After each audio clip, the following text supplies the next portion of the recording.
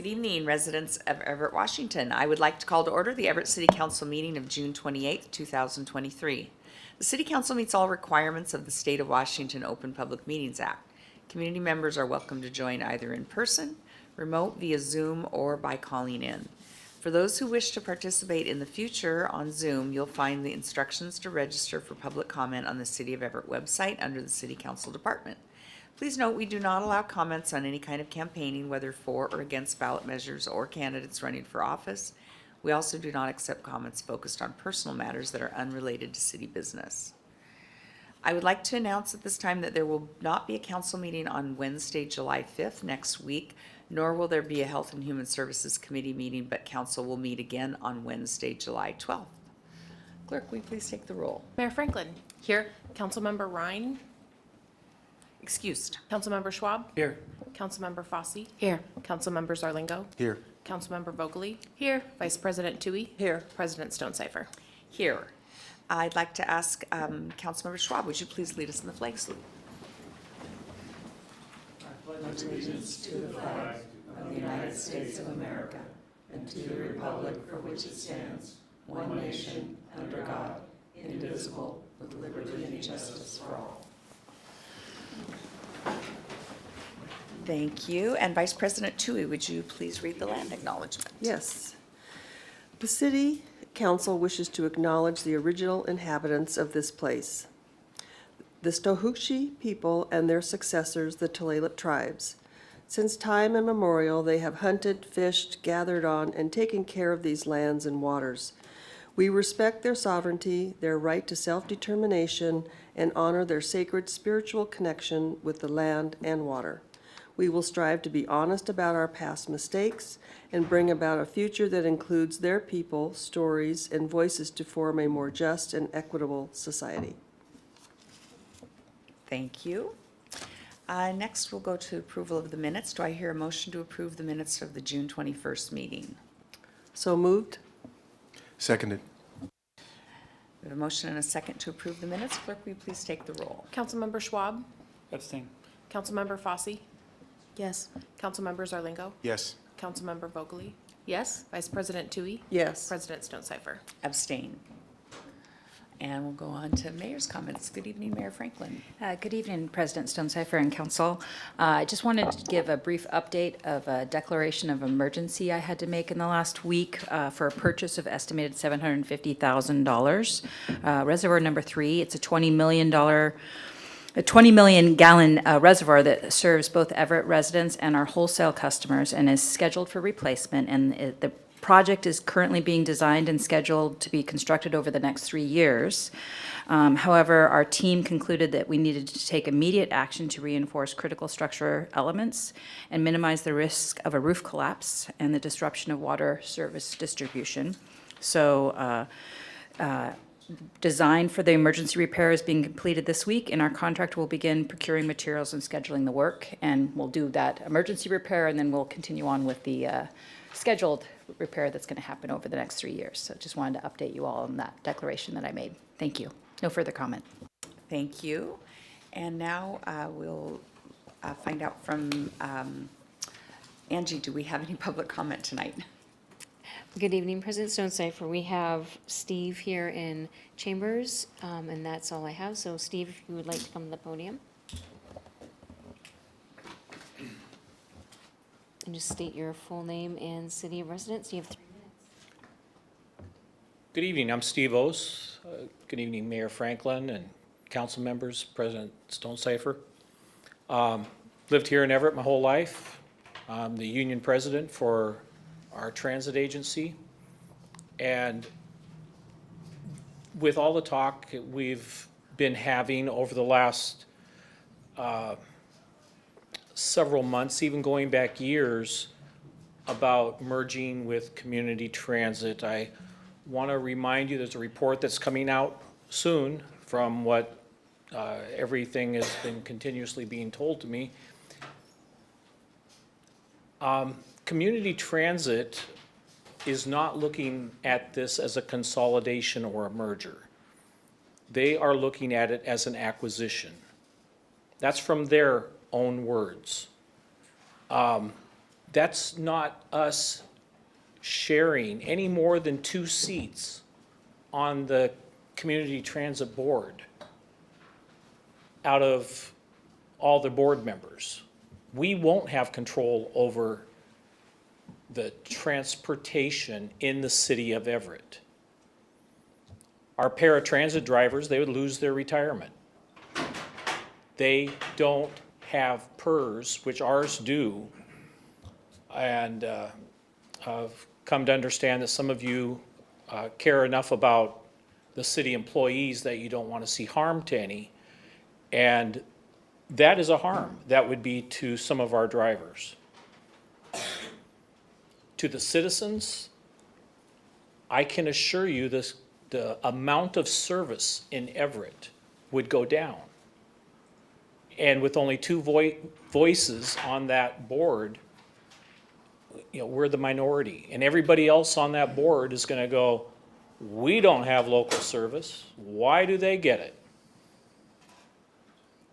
We might have some service, maybe similar to what we have right now for a while, but it's not going to last. The terminology that was given to me as an acquisition, not a merger. No, it's not a merger. It's not a consolidation. This is an acquisition. We're giving our resources away. That's the way they're seeing it, and that's the way they would use it. The citizens of Everett,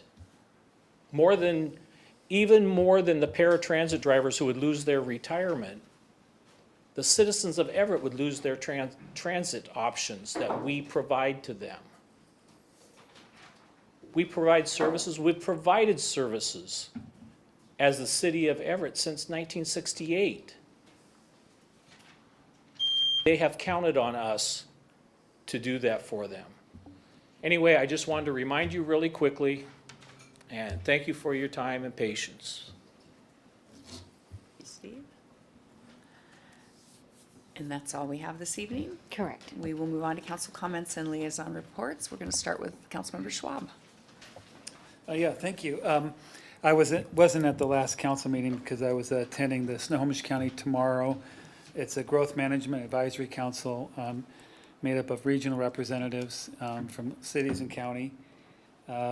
We talked extensively about some of the new statistics coming out. There's an organization called the Alliance for Affordable Housing, and they're doing some excellent data, some excellent research that the city staff will be able to use when we're looking at housing units, renter households, medium household incomes, of course, the average median income, those types of things. So going to be an excellent resource when we go forward, when we talk about our growth management changes in our zoning. Also, I spoke with admin earlier. It was a nice reminder of all the grant money available for our community. They work, the Snohomish County Tomorrow works with the Puget Sound Regional Council, which is another representative group of cities and counties. And there's certainly a lot of grant money available. So I know the mayor's office, I've talked to them about it. They're working really hard on seeing how they can acquire some of those dollars. I attended the View Ridge Madison Neighborhood Group, and there was a nice presentation from the Snohomish County Health District. Of course, Councilmember Zarlingo could talk extensively about this, but it was a nice presentation, and there's just a lot of awareness, a lot of different services they provide. And then July 15th, the View Ridge Madison Neighborhood Group is doing a cleanup day and picnic at the Olympic Ballpark at 10 a.m. So put a shout out to them. So thank you. Oh, one other thing. July 6th, just for the council to know, is our next PLA committee meeting. The last one was canceled due to the amount of work we gave staff to come back. We asked them to actually put together ordinance versus just a list of items, some conclusions from the committee, but actually start writing an ordinance and have the committee review it. And then earlier today, at 6 o'clock, the Safe Communities Committee met. So I'll let my other colleagues talk about their impression of that. It went well. Thank you. Thank you. Councilmember Fosse. Yes, it went well. Not too many comments other than I was able to visit the Faith Food Bank and Faith Family Village site recently, and I saw so many of our neighbors out volunteering, and I don't know, just really warmed my heart. And I really love living in Everett. That's all. Thank you. Councilmember Zarlingo. Well, I'll second that point about our community members out and volunteering and being involved. Last night I was at the Pinehurst Beverly Park neighborhood meeting with Councilmember Ryan. That neighborhood is part of both of our districts, and I really want to thank them for their work that they're doing with parts of the city, including parks, public works, and the police department. There were about 36 people there, a good turnout at the Boys and Girls Club building there, and a fair amount of focus on the Lions Park next door, real gem of a park, but that's also had some challenges, especially with drug dealing and that sort of stuff. And I know Councilmember Ryan's also been responding to various questions and concerns. They had a great presentation and answering questions by a woman from the Parks Department. I think her name was Andy. She was, Bob Leonard is nodding, so okay, I got that one right. So thanks to city staff on that. They're working with that group to try to do all they can and adapt to the challenges there. Because that is really a gem of a park, and watching the kids play there and seeing neighbors have concerns about their safety, gunshots, lights, and some of the misbehaving people not even worrying about being seen. So I'm hopeful we can do more there. And there was one other thing I wanted to call attention to, a recent news headline of the Puget Sound Business Journal. Everett and Kirkland were the only two Northwest cities to make a list of 30 best corporate destinations for expansion. The data was based on requests received by a firm called the Boyd Group, the Boyd Company. It's a corporate site selection consultant, and they look at things like taxes, the business environment, proximity to other cities, airports, lifestyle, the kinds of things that corporations will want to do. And again, out of 30 of those that they ranked as their top, only 2 of them were in the Northwest, and those were Everett and Kirkland. You know, in the middle of all the specific issues we address, and we'll be doing some of them tonight, as did our public commenter, I think it's important to keep our eye on the collective impact over time of the choices that we make over the intermediate and long term. I see it as our responsibility to do all we can to ensure that we have the resources that let us provide the base on which our community members build the lives that they choose. And specifically, this news about this ranking reflects a lot of sustained work and wise choices that have provided a healthy job environment. That comes from choices that have been made in past years by our mayor, previous mayors, and previous councils, which will include 2 of our current council members. I think my point here is just to reflect on the larger, longer-term things. If we have a healthy job environment and we can protect public safety, we have the things we need to keep things going and keep things healthy. So I really appreciate that effort, because those weren't efforts of mine, but there are ones I want to recognize that people have been doing for year upon year upon year. That's it. Thank you. Thank you. Councilmember Vogely. Hello, good evening, everyone. I am curious when the the Everett Transit CT acquisition merger report comes out and will be available, because I thought it was going to be in June, but it's the end of June. We are having a meeting tomorrow, and I'm not sure when the report actually will be available. Maybe Mayor Franklin knows. Yeah, I think we have, it's supposed to be our final meeting tomorrow before the report's released, but I think we don't have a full group of participants, so I'm not sure that it will be our final meeting, but we are nearing the end. I think there was just some scheduling delays that pushed it out a little bit into what's going to be July. But as soon as that's available, we'll of course share it with all of you. Okay, thank you for that. I know there's a Puget Sound Regional Council. What's the other one, sorry, that also has a P in it? Somebody just, Snohomish County tomorrow? no, one more. Puget Sound Clean Air Agency? That's the one. Have the liaisons changed? Let's see, Puget Sound Clean Air, changed in that recently?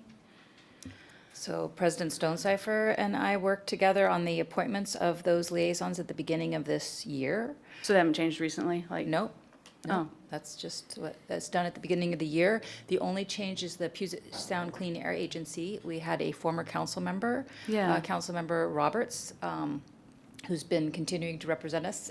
Mayor can designate anybody to Right, that, yeah. to fill that seat for me, because it's a, mayor is the actual board member, but I can designate somebody to attend on my behalf. Mm-hmm. So Councilmember Roberts, who has a great expertise, Yeah. was doing that for many years, and I was glad that he continued.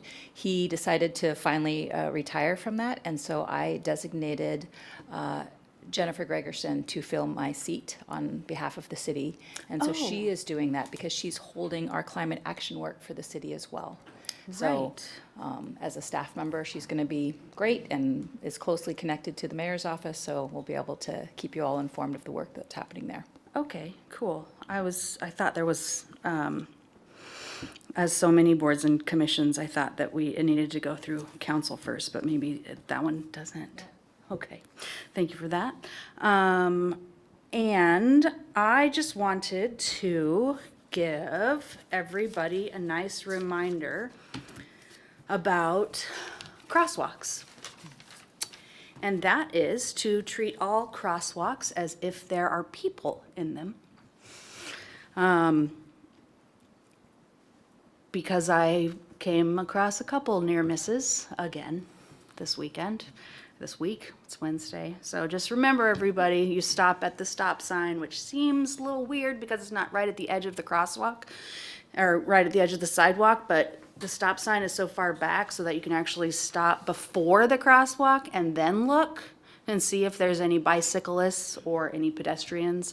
Also, if you're at a four-way stop, say at Holly and 100th, and you check your crosswalk, there also might be a person in the crosswalk on the other side of the street. So 2 inches. Nearly missed. So just remember, crosswalks are for safety, everybody. And, excuse me, sir. Also, I just really want to encourage everyone to know what Narcan or naloxone is. It is an opioid overdose reducing opioid reversal drug. It's not a drug. You can carry it. I now have mine because I was at a drug overdose this weekend on Sunday and running around to everyone, and I didn't have mine with me, which was stupid. Thankfully, that person didn't die at that time. There was one naloxone available, but I couldn't find any more and half of the 10 people that I asked didn't even know what it was. So please do know what that is. Police officers carry it, but they need to be the ones that administer it, as far as I figured out. And 911 will send who they seem is the most appropriate to go to that possibly fatal overdose arena. So know your stuff, and I think the Snohomish County Department of Health has them to give away if you do some training, and another site which I can't remember right now. And last but not least, I completely forgot to go to the library board, even though I said I was gonna go. It was a Monday, and then Tuesday it just went way over my head. I know that the liaison who was assigned has 2 other neighborhood meetings at the exact same time, so they can't do it at all, period. So I will, unless we can figure something else out, colleagues. Well, this is the first I'm hearing of this, so. It's been We in can certainly- deals, but yeah. Yeah, so I'll go to the library board meetings and I will remember. That's all. Thank you. Thank you. Vice President Tui. Yeah, just a couple things. I was able to attend the Went Awards and Mayor's Art Awards Friday night, and I just want to thank Pipa, wherever she is. She did an amazing job of videotaping. Where is she? In the audience. Oh, there she is. Anyway, the videos were awesome. They really told the story about the winners, and it was very heartfelt, and everybody had a great time. And I want to thank, a shout out to Tyler and Carrie also, who really did a lot of work on that, and probably a lot of other people, but those are the ones that I connected with. So anyway, it was a great evening. That was super. And then I also attended the Council of Neighborhoods on Monday. And just a recap of our Safe Community Committee meeting, we had a briefing on our ADA transition plan. And if anybody out there in the city has a sidewalk that, you know, is not ADA compliant, you can go on our website to our Public Works Department, and you can put that in their portal, and they can move it up the ladder and get to it sooner than they would if they didn't hear about it. And the other thing you can tell them about is if a stop sign is covered up. Well, I had one on 35th and Hoyt that I go by all the time. So anyway, they'll also take care of that. So make sure that everybody can see stop signs and crosswalks and all that. So that's all I have tonight. Thanks.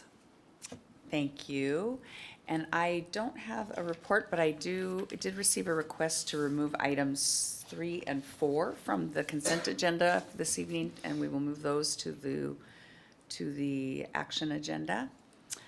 We now have, do we have any administrative update for this evening? I have two things. One, because I think there's been interest, just to let you know that we have the next ARPA quarterly update for July 26th.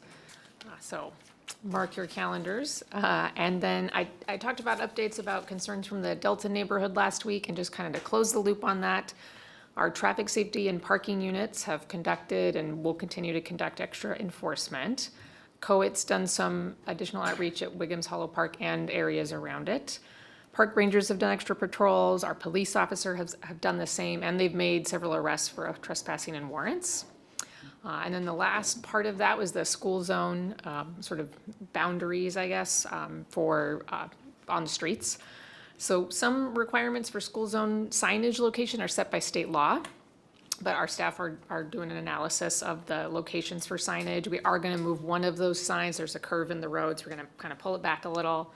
We're going to refresh the crosswalk paint at Denny and 10th, replace the sign, some other signs that are with newer and brighter signs.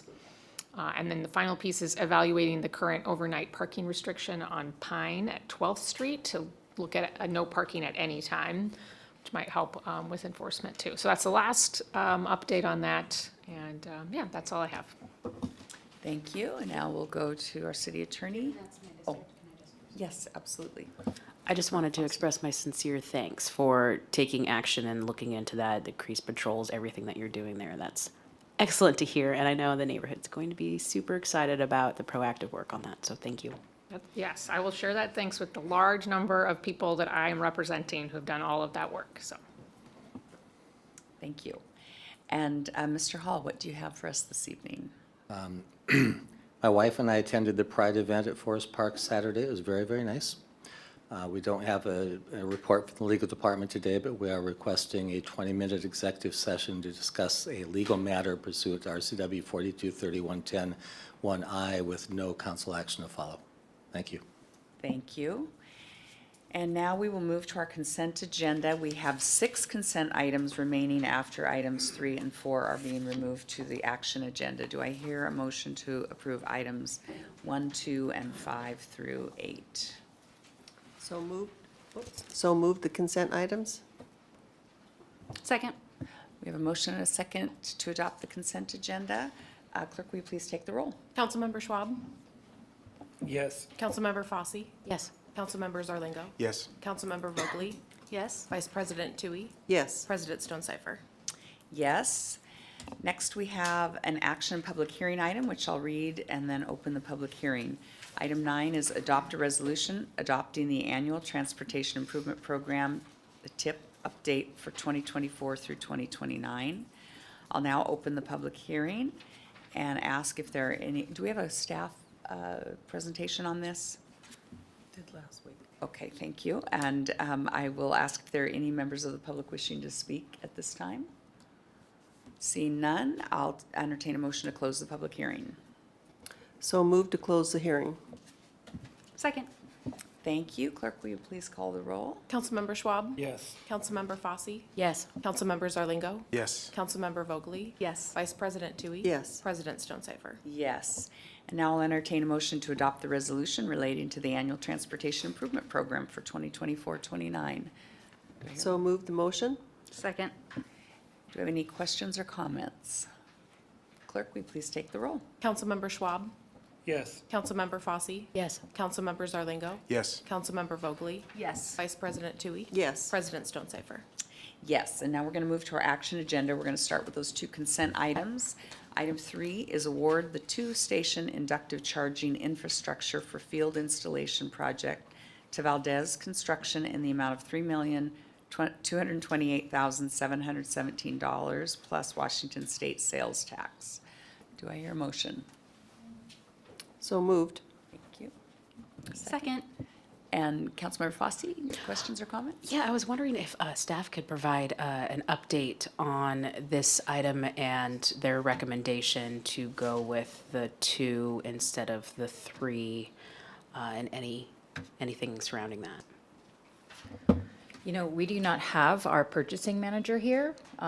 We usually don't have staff for consent unless there's been questions ahead of time. So we do not have anyone from the finance team that's over purchasing. So I couldn't at this time articulate why, other than that's always there's the process that we go through that selects the lowest bidder, the most competitive bidder. I don't know if anyone from Transit has any more information, but again, apologies that we don't have that team member here because it's a consent item. As I understood it, it was a price problem. They don't have the $2.5 million that they would have to use for the match on the 3 items, and the 2 structures was a little over $800,000 of department funding match.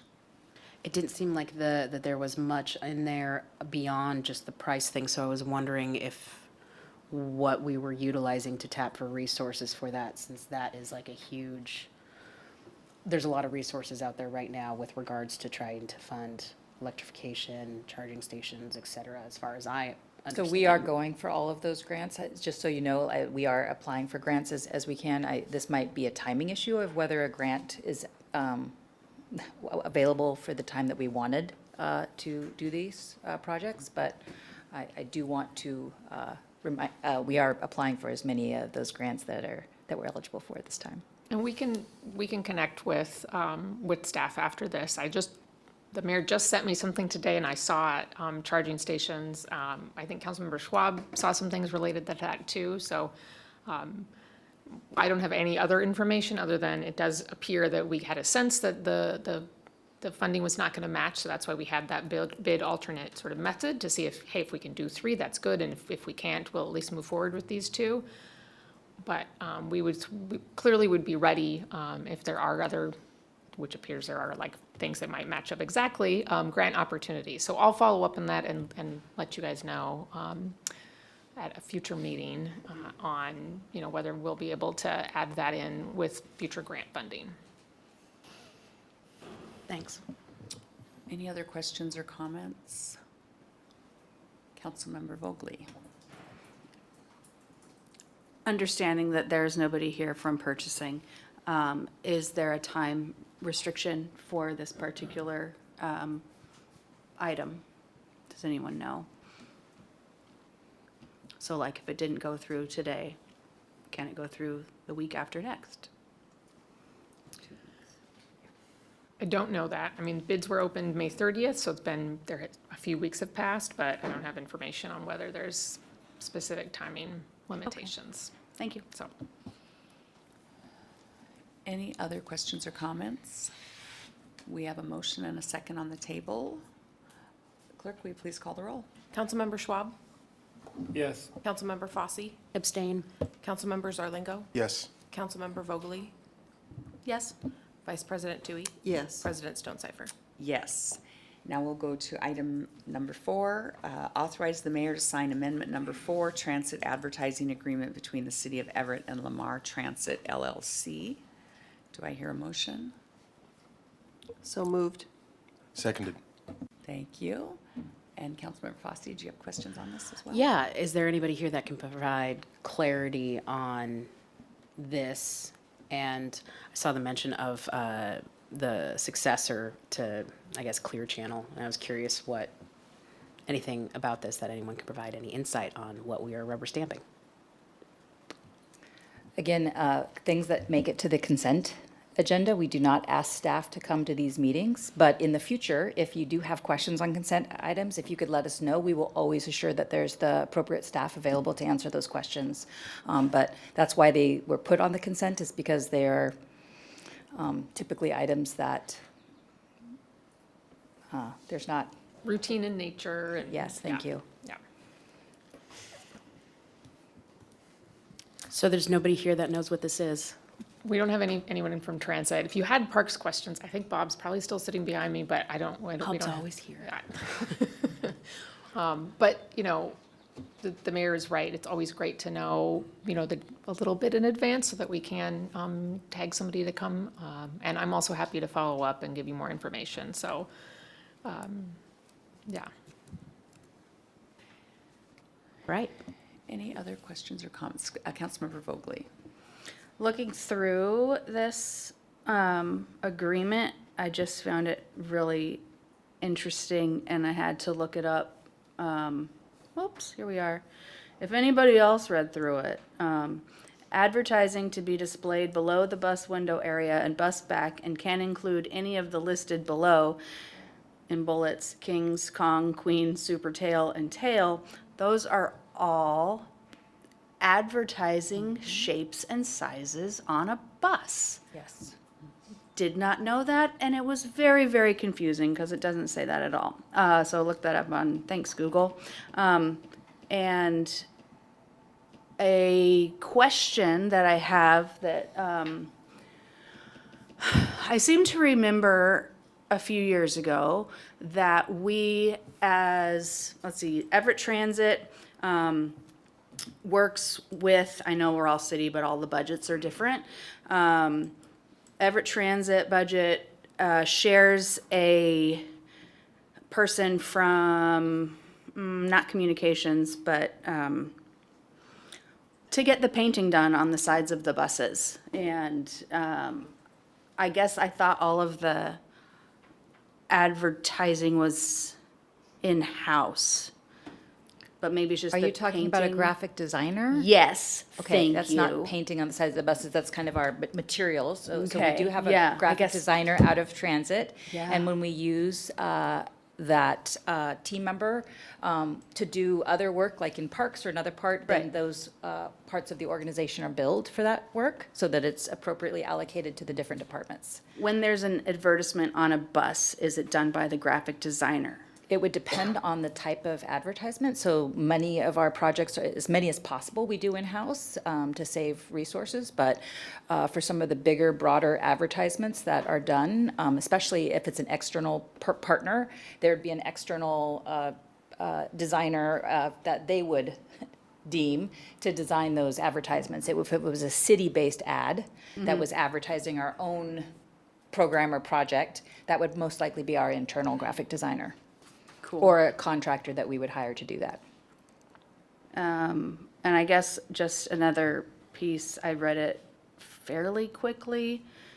It seems that we're getting less money in this contract renegotiation than was originally stated we would get. So I just think that that's, without reading it line by line.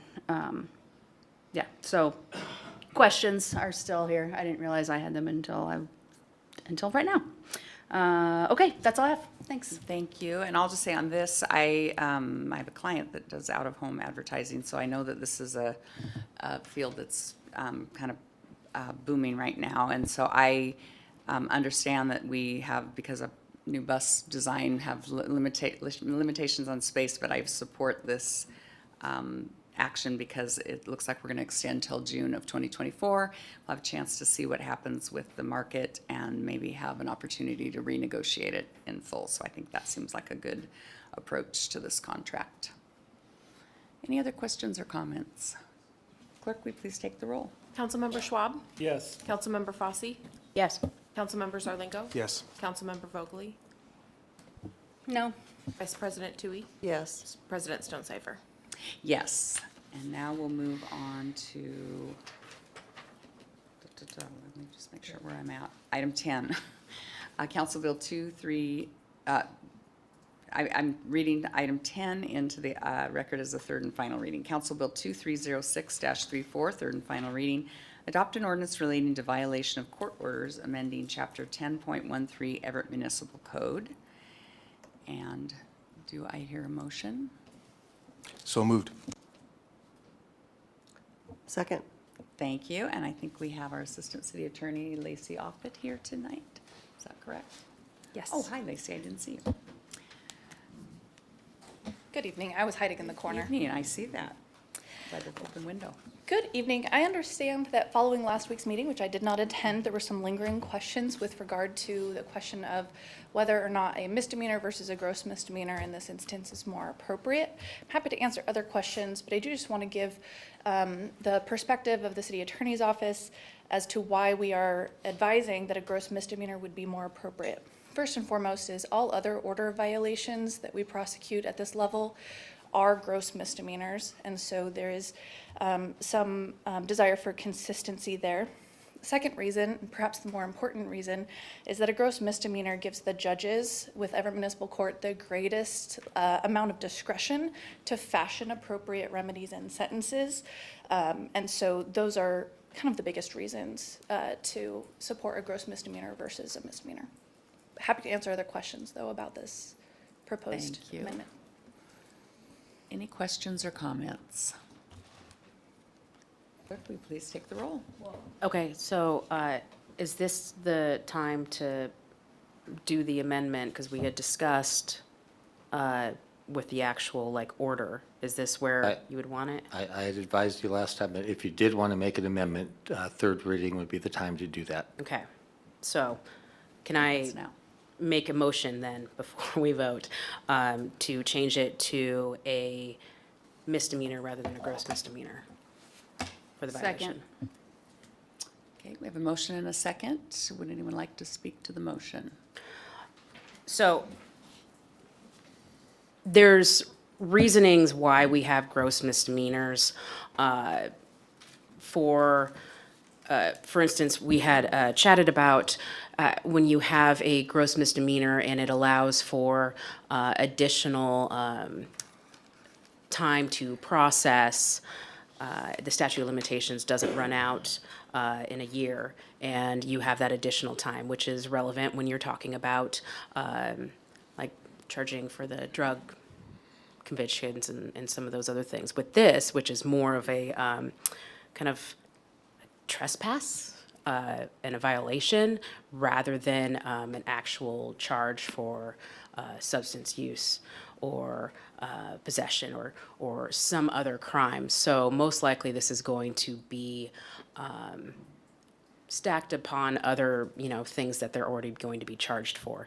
There is nothing that I see that would warrant it allowing for up to a year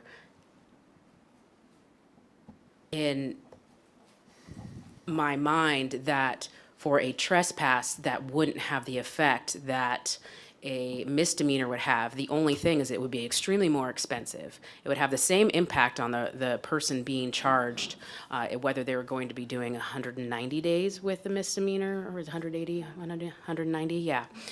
Just 90 for. Just 90, yeah, so 90 days. That is enough time for somebody to lose their residency, lose their children. That is enough time for somebody to lose their job. That is enough time for somebody's life to be damaged. And in conversations with many, it is my understanding that really it only takes a week. And we don't generally sentence up to that extreme amount. And giving that kind of latitude to do so, I don't think it would be fiscally advisable to do so in any instance with regards to this particular violation.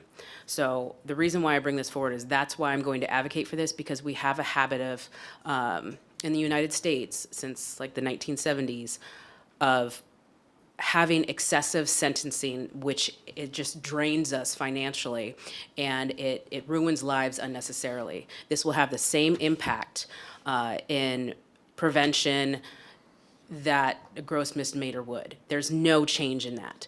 People are not wanting to go to jail, period. There's not going to be any change other than it's going to cost us a lot more money. And so I think that that is an excessive level of crime for this. And so that is why I'm making that motion today, because it is so fiscally irresponsible to think that we would want to put somebody in a jail just for this particular violation. There are plenty of other things and other charges that they might be charged at the same time with, and so they will serve additional time if that is the case and they are convicted of those other things. But just for this trespass violation, that is a pretty excessive sentence in my mind. Council President, just as a matter of clarification, if I may, one difference between this and an ordinary trespass is this is a trespass that occurs in violation of a court order that is in place because of a previous violation of the law. Thank you. Yes. And then also, if we're looking at the map that we're going to, the map is a huge chunk of Everett. So essentially, if somebody gets a SOTA order, I can't imagine them really living much and working much in Everett, period, after that. And that's a whole nother discussion. But for this, that's why I just recommend that simple change to a misdemeanor. Any other questions or comments? I have a question. Council Vice President So, Tui. yeah, I wasn't here for the first briefing on this, so I'm just curious if the chief could maybe have any idea how many arrests or how many SOTA orders do we maybe present or have in a year, if we have any statistics on that. Yes, in fact, I'm probably the better person to speak to Okay. this because we did run those numbers and I wish I had them fresh in my mind, but in the time between the last ordinance or the last resolution update and the beginning of June of 2023, so just a period of about 2 years, we had about 160, I think it was, SOTA orders that were imposed. Now, some of those were duplicates. And by duplicate, I mean that the person had a pretrial SOTA order, and then once they were convicted, they also had a post-conviction SOTA order. So we're talking somewhere in that realm. And so these are drug trafficking We reasons? do, yes, they are related to drugs. There's a nexus to drugs, if not a direct connection by way of the crime that is charged. And by that, I mean the crime charged is either directly a drug-related charge or the judge has found a nexus between the charged crime and drug trafficking or drug use. And so how long does that SOTA order stay with that person? In the event of a pretrial SOTA order, that order is in effect until that person, the charge is either dismissed, for example, by way of a diversion program. If we don't have a case, we don't have a SOTA order when it's a pretrial. If it's post-conviction, that SOTA order remains in effect for as long as that person is under the supervision of the court. So at most, that's going to be 2 years. But I can tell you, and this happens very frequently, that folks who are under the order of a SOTA order have a right to an attorney, either pretrial or post-conviction, and they very frequently come back to the court and say, I've since gotten a job in this area, can we modify or amend the SOTA order in my case? So they are tailored to the individual person. So it's very often the case that maybe they come back 6 months later and they've been compliant with all the other terms of their probation, and the court modifies their terms of probation, including rescinding the SOTA order. That's a very frequent occurrence. Right, thank you. Appreciate that. Councilmember Vogely? I do absolutely agree in the fiscal irresponsibility of making it a gross misdemeanor for the off chance that it is used in the gross misdemeanor way. I don't like considering that people will utilize, or that judges will utilize this against people in the off chance, because we're talking about people out there. And then it was really nice to hear you just state that the soda order can be revisited if somebody gets a job. I know I asked last time, or stated last time, that if they have appointments or whatever, it will not interfere with, the soda order won't interfere with their things that they need to do within the designated barrier.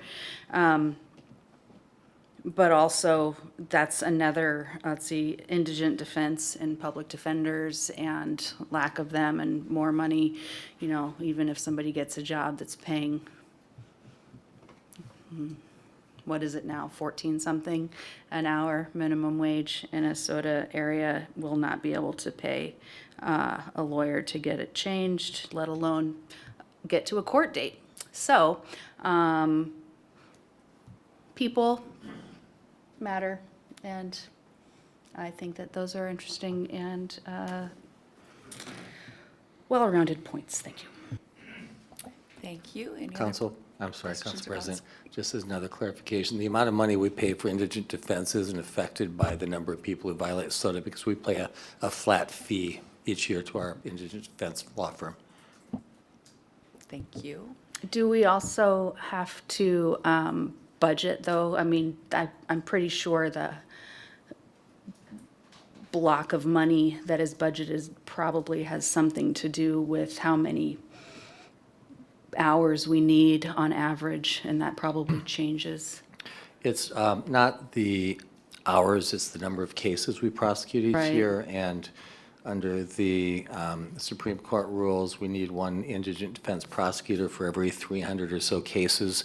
So we would have to have an additional 300 cases in order to require us to hire one more indigent defense prosecutor. So it takes quite a few cases Yeah. to bump over the next milestone. And especially considering all of the open-air drug use that's going on and all of the It's- arrests we're it's- going to we- make. We have quite a bit So, of leeway, point yeah. given. Thank you. And then I just had a question, and this may have been asked last week when I was not here. Because when I met with the sheriff's office, I learned quite a bit about the charging and what actually happens. So on a misdemeanor, a simple misdemeanor charge, do people actually spend any time in jail on those charges generally? I can only give you anecdotes as an answer to that. So much of it is going to depend on the type of charge, even if it's a simple misdemeanor, but it's a domestic violence charge, for example. got it, yep. The likelihood that somebody's going to spend more time in custody on that is greater. It's going to depend on their criminal history. Very frequently, folks that are taken into custody on the type of charges that we're talking about now, if they're taken into custody at all, when an officer contacts them, they are almost exclusively let out the next day after they've seen a judge. It is very rare for our judges to impose any sort of bail amounts on folks after, they've been arrested and then seen at the jail calendar the next day. So at the most, maybe if they're arrested on a Friday night, they're seen by a judge on Monday morning. That would probably be the greatest extent for most of our defendants in that Yeah. circumstance. And I learned that that's most of what happens even with a gross misdemeanor, generally over there. Okay. All right, I have no more further questions. Any final questions? Councilmember Vogely? Anecdotally, there may be even more people getting arrested with the no sit, no lie coming up, and also having people with life-saving implements being also arrested anecdotally. Thank you. Any further questions or comments? Clerk, will you please take the roll? Councilmember Schwab? Is this on the amendment? No. Voting on the amendment? Oh, I'm sorry, we are voting on the amendment, yes. Councilmember Fosse? Yes. Councilmember Zarlingo? No. Councilmember Vogely? Yes. Vice President Tui? No. President Stonecipher? No. So now I will entertain a motion on the main action item. Item 10, adopt an ordinance relating to You have that on the violations. floor already. We do. Oh, that's right, we did take a motion on that. So now we are voting on the main motion. Any questions or comments? Clerk, will you please call the roll? Councilmember Schwab? Yes. Councilmember Fosse?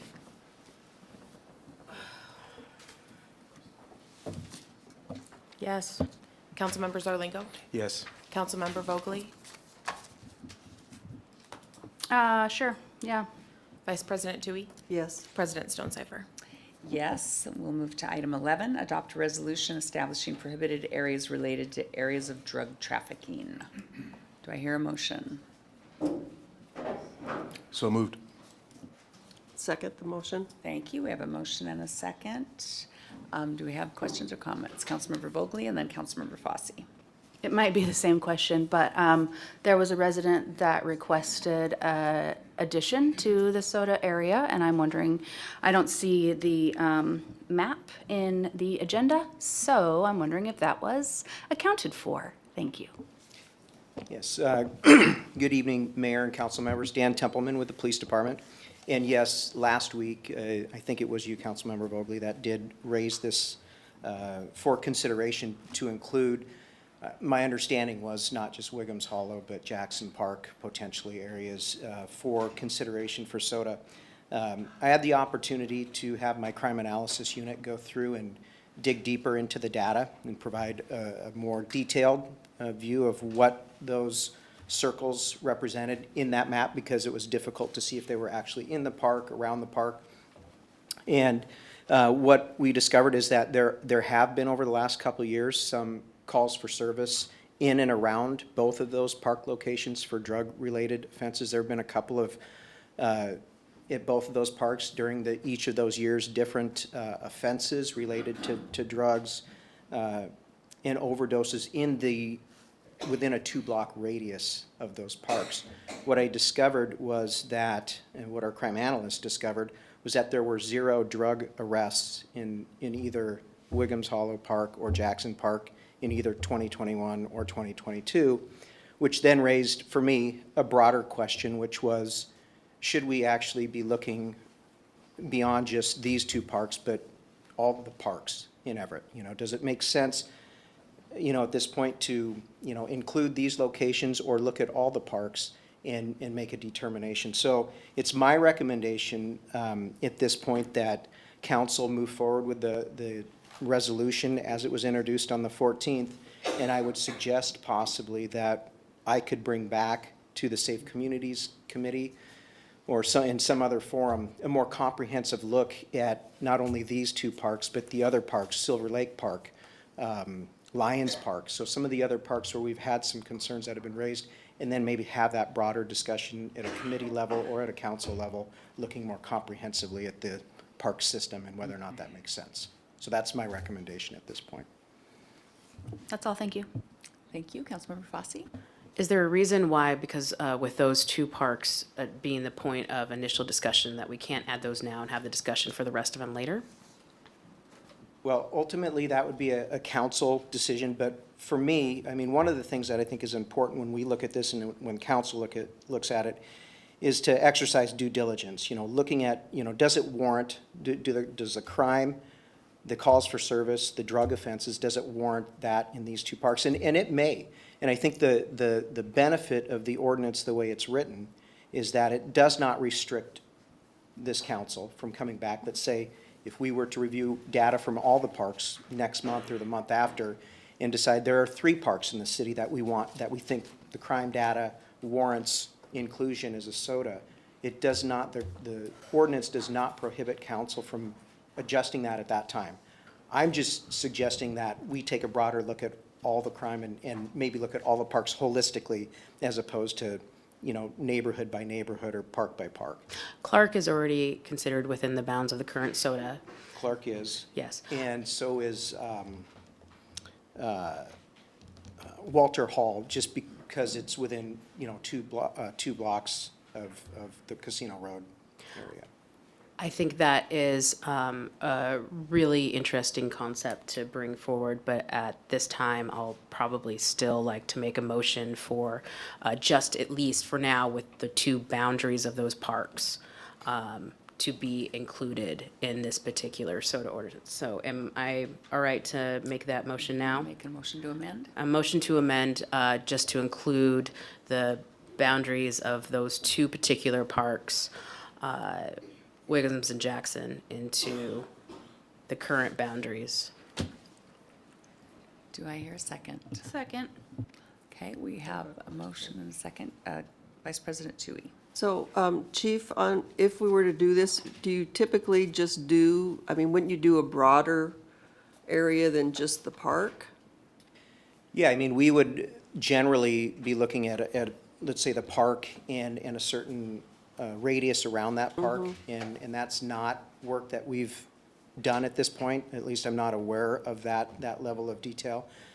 One other comment that I'll just make is that when considering areas for soda, outside of just drug and call for service data as it relates to drugs, we also, as you know, because you heard Sergeant Bennett, who's here today, who briefed council on the 14th, a lot of the justification that we use as a basis for establishment or continuation of a soda area is based on the officers on the street, their training, their experience in those areas in terms of making drug arrests, observing open air drug use, and in conversations with Sergeant Bennett, these 2 locations, at least up to this point over the last 2 years, have not been a location within the anti-crime team where they've seen a large amount, if any, open-air drug use. So I just wanted to share that as well. Councilmember Zarlenko? From what I heard last night's Pinehurst Beverly Park meeting, and specifically with respect to Lions Park, I think that both the residents and our police officers are doing what the best they can do, or the best they know of right now in terms of understanding those statistics and the incidents there. I'm thinking that this is worth this council and the department's attention better, and maybe work with that park, with some of the people surrounding that park, to see if we've got good congruence between what they feel like they're reporting and experiencing and what these statistics show, because I suspect that sometimes people don't report certain incidents, or they don't share enough of what they're doing. Some of them are starting to share some of the videos and alerts that come from, I think, the Ring system, where you can share it with neighbors. So I think there are opportunities there to learn more. What I'd like to tease out specifically is, are there situations where our statistics, valid on their base, are also missing some things that the neighbors and the neighborhoods are seeing? And if that's the case, then I'd like to know what that is. That may be a matter of public education, so that people call the right numbers and report things in the right way. So that's where I feel like we can, because I think it's important that our community members understand that process, that they feel safe as well, and that if there are risks or there are not risks, that they understand that. That improves trust, and I think it improves the fidelity of that reporting. Thank you. Councilmember Fosse? So the reason why I just said within the park boundaries, because that was a clear defined line from a previous request, and we can modify that through the Public Safety Committee later, but we know that this is a pre-existing request for these 2 particular areas, and I can very much speak to coming, from being a neighborhood chair previously for that, and doing the cleanups of the needles at the park and the ongoing incidents, because my son goes to the school right by there, and I drive past it, seen it, witnessed it, and so I can verify what my neighbors' claims and concerns were, that those 2 parks in particular, in addition to Clark Park, have been particular issues. Clark Park is obviously very much covered, but this was the discussed 2 particular areas that they had wanted and requested to be added. So that's why I had just made the boundaries of the park. When we evaluate the rest of the parks and everywhere else and sit in the city and come to those other decisions, you know, maybe those boundaries can be expanded to more defined areas, but it just, the reason why I made the motion I did for the specific park boundaries, because that was just easy to do without having to wait. Council Vice President Tui. Yeah, I mean, I think we really need to look at our parks and safety in our parks, and I know that, I think Ryan sent some pictures of, you know, park gates, and I know that they're looking into that. So I think there's a bunch of things that we need to look at for our park safety. I think that, you know, these are two parks that we certainly treasure, and we want to make them safe for that whole neighborhood. I'm okay with doing it now. I would prefer to do it holistically and look at all of them at one time. But we certainly can, I don't mind starting with adding these two at this point. But I do want to look at all of them. Any other questions or comments? From Mayor Franklin. Almost called you Councilmember Franklin. At one point I was. Yeah, I think, I know that there's certainly a number of staff that would support adding these parks, but I just want to put a word of caution that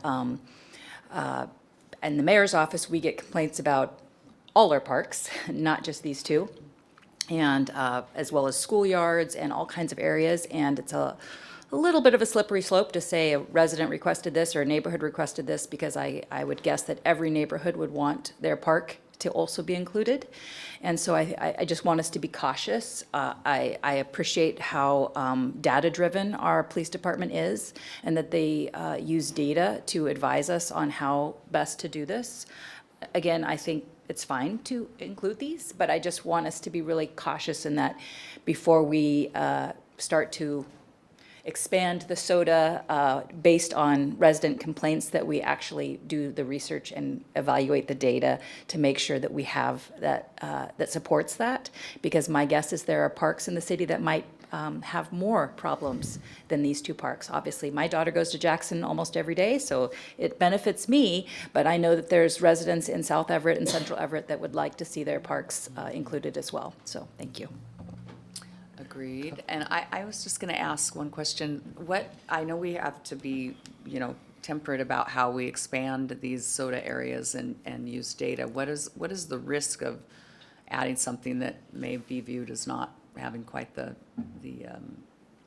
level of calls for service and incidents that might be demanded to expand into a soda area?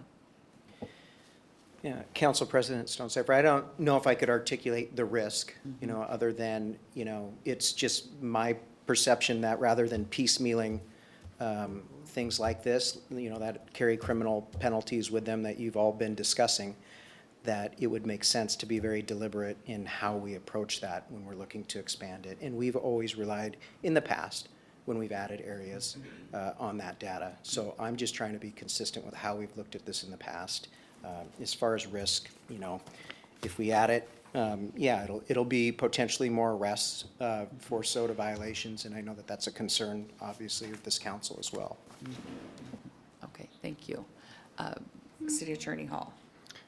Just related to that, a couple of procedural considerations to keep in mind are, number one, if you were to amend the resolution that's on the table, that would require a majority of those present, which would be 4. A 3-3 vote would leave the resolution as it is. If we don't pass the resolution tonight as proposed, then our soda ordinance, our soda areas expire, and we can't enforce that until we do pass that. And number 3, if we were to amend it, we would need to do that supported by either a supplemental declaration by the officer or swearing him in tonight, providing the data that supports adding those 2 areas. Councilmember Vogely and then Councilmember Zarlingo. Very curious about the third point, but that's not what I was going to state. The data actually supports that the war on drugs have failed And nobody should be going to jail for drugs because it's a big farce in the United States of America. Brought about by some people a little while ago, 1977 to be exact. I would like at this time, since I was so wishy-washy about my vote, can I change my vote to the last piece that we just made, just for the record?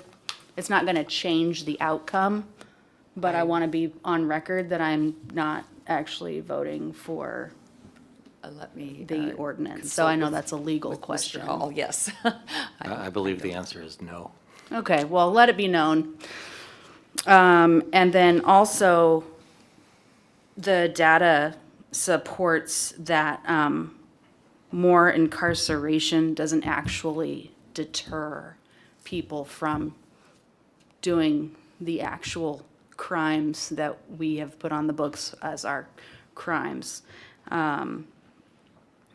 So I know that we've been talking about data a lot, and we want to use it to just delay the process and delay. I don't even want the soda at these parks, but I think it's an interesting frame of reference to use data when you want to and use it when you don't. And I'm going to read this one little thing. The opposite of addiction is not sobriety. The opposite of addiction is connection. And our whole society, the engine of it, is geared toward making us connect with things, not people. And I think going to the park is a place to connect. And I just want to bring up the overdose that I was privy to this weekend downtown on Colby at the Colmbeck building.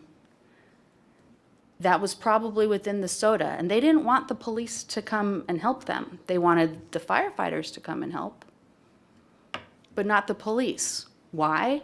I didn't ask. I just kept my word to say, no, I will go find some naloxone somewhere else.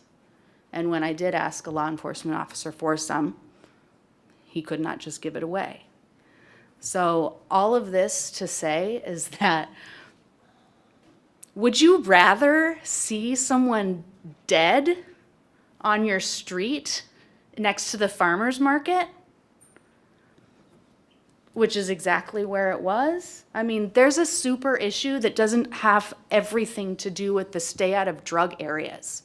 It doesn't have everything to do with how long we incarcerate somebody for going on the wrong side of the street. People are involved here. They're real people. Also, the woman that got hit by multiple cars and nobody's showing up. She wasn't in a crosswalk, I don't think, which is what I was talking about earlier.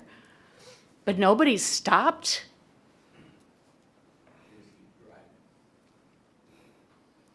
Someone mentioned, I think it was her son, well, you know, she had an issue with drug addiction.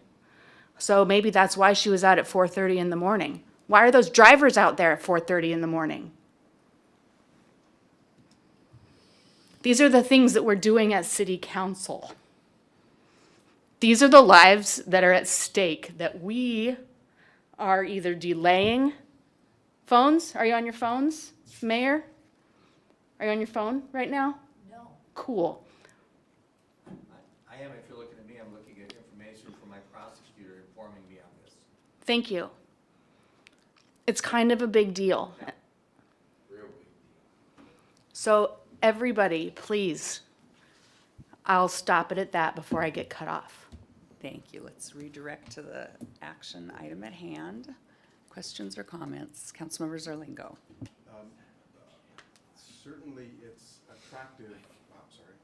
Certainly it's attractive to focus on a couple of parks that we have heard from public testimony as being troublesome places.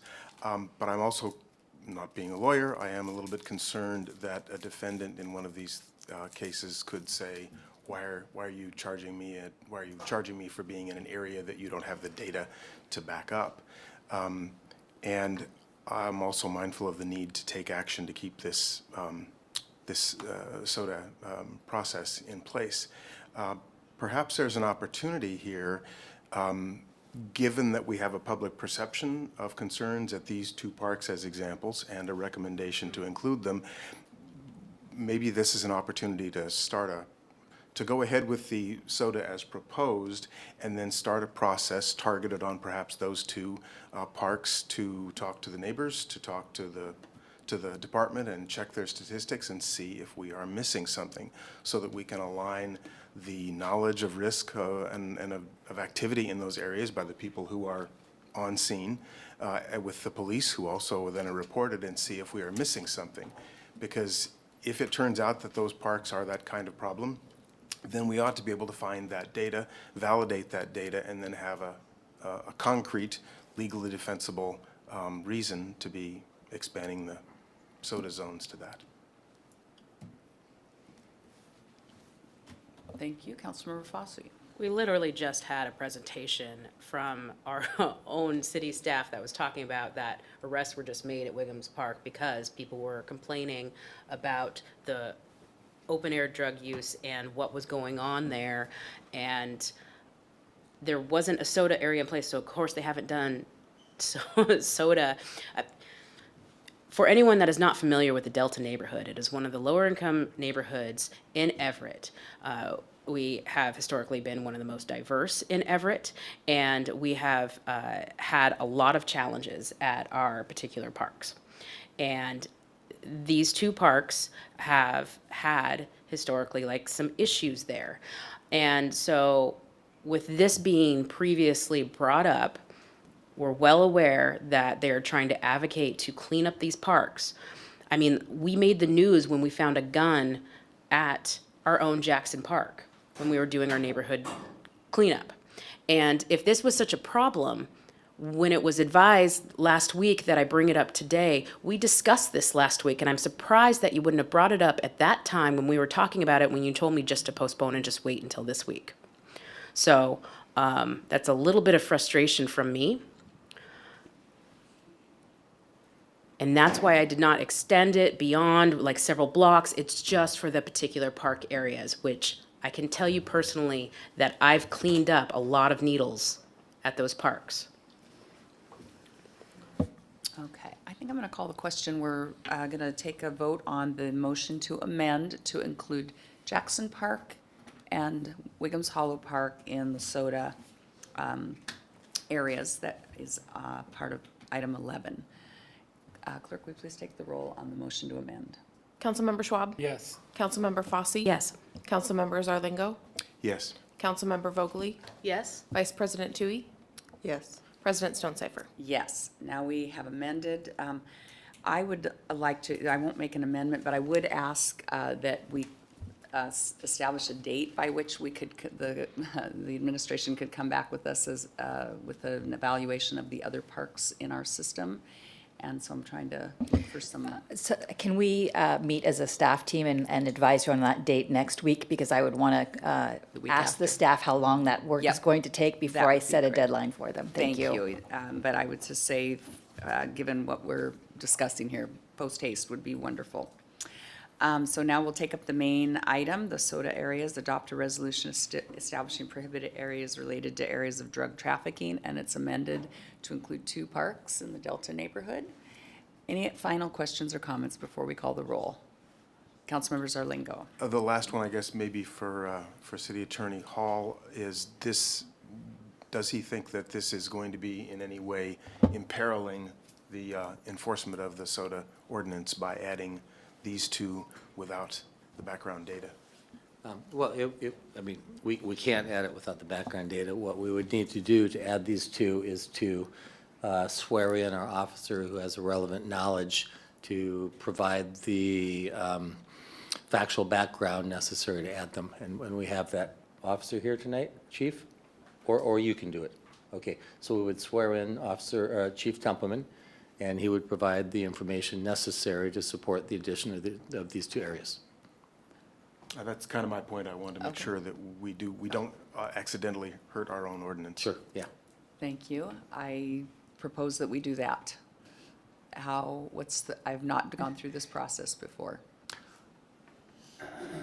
Well, I believe Chief Templeman should step to the podium, and does he require a formal swearing in, Lacey? Which requires the city clerk to administer an oath, I believe.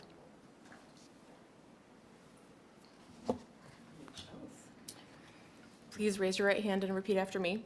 I state your name. I, Dan Templeman, Do solemnly swear do solemnly swear that I am a citizen of the United States that I am a citizen of the United States or a lawful permanent resident, or a lawful permanent resident, that I will support the Constitution of the United States, that I will support the Constitution of the United States, the Constitution and laws of the state of Washington, the Constitution and laws of the state of Washington, and the charter and ordinances of the city of Everett, and the charter and ordinances of the city of Everett, and that I will faithfully, that I will faithfully, honestly, and impartially honestly, and impartially perform the duties of police chief perform the duties of police chief according to the best of my ability, to the best of my ability. so help me God. So help me God.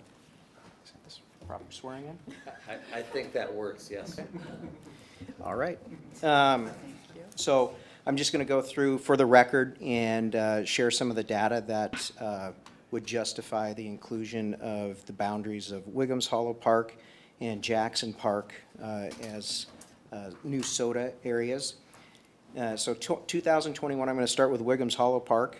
In some areas around Wiggums Hollow Park, just for the general area, it is a park area.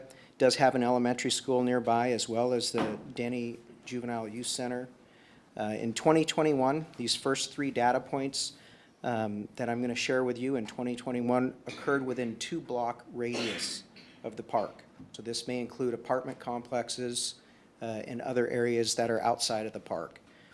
We had 6 drug offenses, 26 calls for service related to drugs, and 3 overdoses.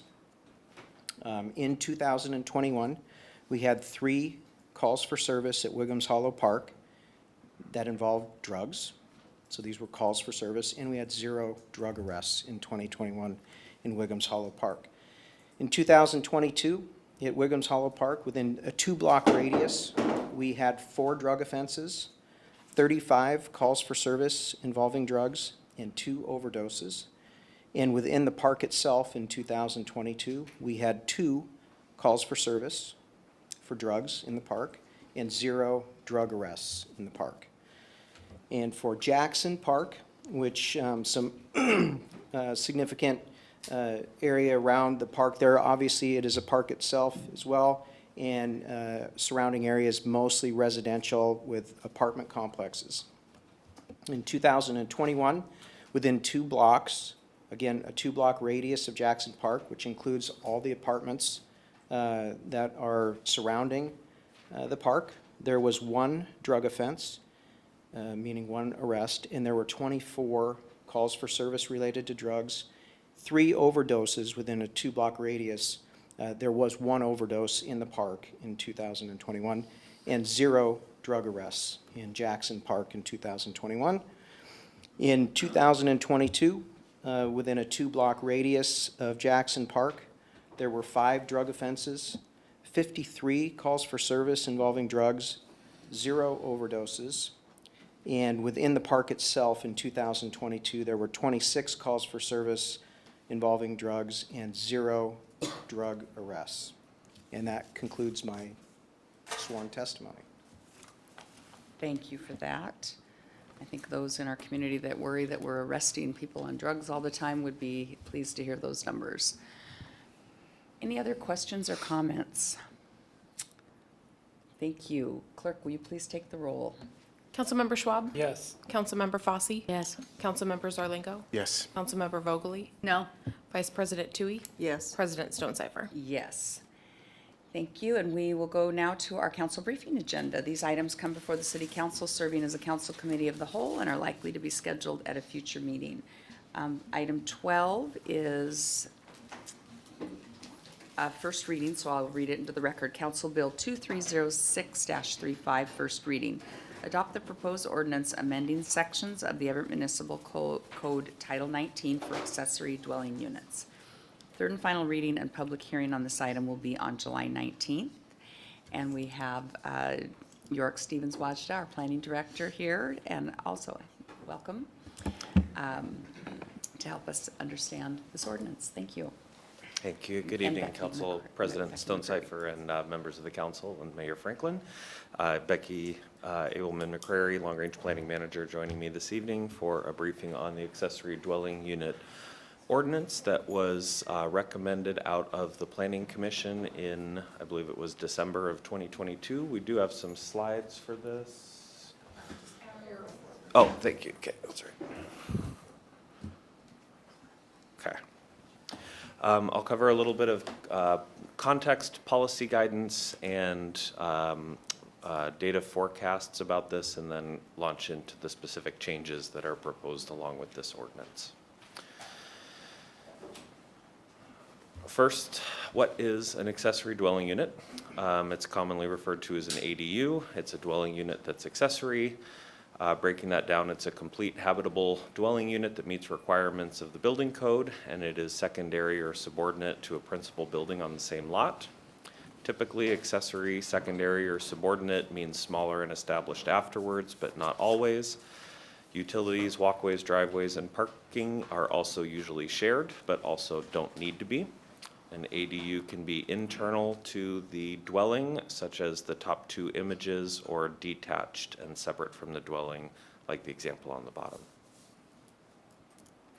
Here's an example of an internal accessory dwelling unit conversion from an application that we received a year or two ago in Everett. A garage, one of the garage spaces and a portion of the lower level were separated off for a new dwelling unit. Here are some examples of some accessory dwelling units from two cities' pre-approved ADU programs, Seattle and Renton. Renton is on the left side, Seattle are the two bigger images. We've heard a lot of interest in this concept of having support for folks who are interested in accessory dwelling units, including pre-approved plans. That is something that staff is very interested in as well, and we are just looking for long and short for some staff capacity to take that on. Far and wide, that's what I meant. Here's the definition of an accessory dwelling unit in state law: a dwelling unit located on the same lot as one of those housing types. Here is the existing definition of accessory dwelling unit in city code. Note the distinction in the 1 and the 2 there between detached and attached. And here is the proposed revised definition for accessory dwelling unit. It is simplified, and it removes the distinction between attached and detached, as the proposal would remove the different code requirements for detached and attached. Now a bit on policy guidance for why we put this on the work program and why the proposal is designed the way it is. The state encouragement of accessory dwelling units by local governments goes back to 1993 Housing Policy Act, which required cities, including Everett, to allow ADUs in some form. Later on in the late 2010s, the legislature began essentially continuously working on bills to encourage or require cities to remove barriers to accessory dwelling units. Bills passed in 2019 and 2020. What you see on the screen is a 2019 bill. More legislation advanced nearly to the finish line in 2021 and 2022. And then, as you surely have heard from me and others, in 2023, which I think will go down as a watershed moment for housing in Washington, the legislature passed House Bill 1337. The bill requires Everett to allow 2 accessory dwelling units on each lot, allow ownership segregation, so separate ownership for the accessory unit compared to the principal unit, prohibits the city from requiring owner occupancy, prohibits the city from limiting roof heights below 24 feet, and otherwise adopting standards for accessory dwelling units that are more restrictive than for principal units. Worth a quick note that House Bill 1110 also passed last year and goes even farther with requiring that Everett allow full-scale duplexes, triplexes, and other middle housing types in all or nearly all lots within the city. Planning staff is working on that in the comprehensive plan update, as we've mentioned in previous meetings. The multi-county planning policies. I'm sorry, Yes. you might be getting to this, but what is the minimum lot size? Does the state define that? The each city defines its own minimum lot size for different zones. Ours range from 5,000 square feet to 9,000 square feet, I think. We don't have in this proposal, we don't make use of that for accessory dwelling units. So if you happen to have a lot that was subdivided before the current minimum lot size and was underneath that limit, under this proposal, you would still be able to adopt or add an accessory dwelling unit. You just have to meet setback requirements and other restrictions that we have in place. Okay, thank you. Correct. Multi-county planning policies in Vision 2050 support housing variety, choice, and supply, along with streamlining regulations around housing. The Puget Sound Regional Council recently adopted a regional housing strategy that calls for expanding housing choices, specifically in single-family neighborhoods throughout the region. Our own comprehensive plan supports housing variety, promoting housing alternatives, and accommodating well-designed infill housing that protects the character of the neighborhoods.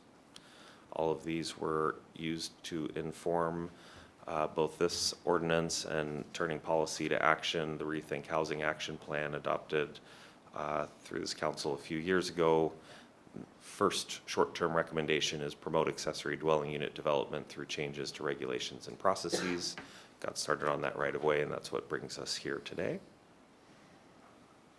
A little bit about data and our predictions for, well, our observations of the recent past and predictions for what might come from this ordinance. We've permitted about 20 accessory dwelling units per year in the past few years. You can see on the map on the right there that it is that they are generally distributed throughout the city. If you look at just the number of units per zone, that doesn't take into account how large that zone is. So looking at it that way, the RS zone wins most ADUs per buildable acre in the past couple of years. The UR4 zone wins most ADUs per parcel in the last couple of years. So most of them are in the RS, or the R1 and the R2 zones, but that's where most of our land and most of our parcels are. So.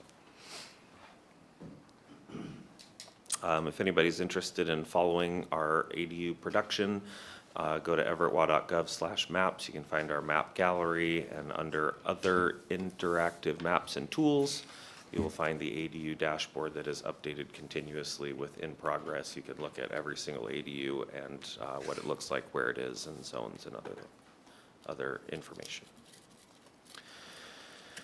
A couple of statistics here to give an estimate about how ADU production might change with this ordinance. In 2022, we permitted 24 accessory dwelling units out of the 20,000 roughly parcels that are most appropriate for ADUs. Those are the single-family zones. That's right on track for what the 2015 comprehensive plan assumed for accessory and infill dwelling production, 23.5 units per year. Seattle adopted similar changes to those proposed in this ordinance back in 2020.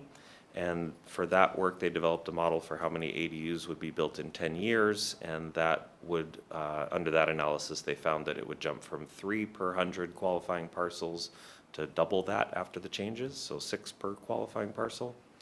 And so far in the second year after that change, they were right on track. So our staff prediction at this time, for no action, we would see 2.3 accessory dwelling units per 100 parcels over a 10-year period. With action, we would see a little bit less than double that for ADUs per 100 parcels over 10 years. And that is based on some of the information that came out of the Seattle model, some of our staff insight into it, and recent trends. Here's a visualization of what that looks like on an existing neighborhood in central Everett. There are 170 lots on the screen. 8 ADUs would be added by 2035, and you can see those in a teal and a green color. And I can make them spin so that they stand out. The only time it's okay to have spinning things on a screen. Here's an example in North Everett lots. These are in the same scale, which just shows the different types of lot patterns that we have throughout the city. Here there are 378 qualifying lots within the screen, and that would be 17 accessory dwelling units by 2035. So the overall message here is that we do not expect this to unleash a flood or dominate the landscape.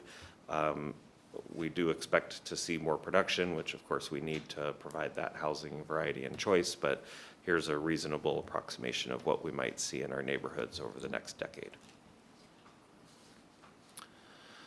So now on to the specifics of the proposal, and I would be happy to take questions at each step in here, so don't hesitate to interrupt if you see something interesting. We already covered definition, simplifying it, and the definition would be a dwelling unit that is subordinate to a permitted principal dwelling unit located on the same lot. Simple as that.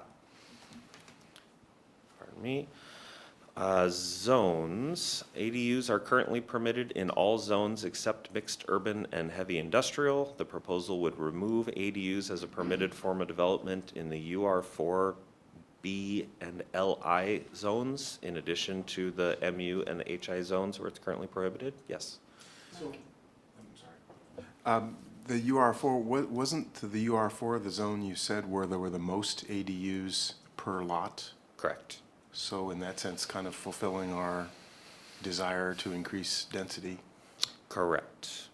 Can you talk about the genesis of removing the UR4? Yes. The original staff proposal did not remove the UR4 from the list of zones that would allow ADU development. That was a recommendation of the Planning Commission, and it was reflecting the fact that the primary purpose, and we have purposes for each of the zones that are in our city code. The primary purpose for the UR4 zone is to provide for multiple family residential use at high densities, and ADUs are not that. Almost all of the UR4 zones, our height is set on a different map. We have a height map, and almost all of the UR4 zones permit heights up to 5 stories or above, virtually all of them.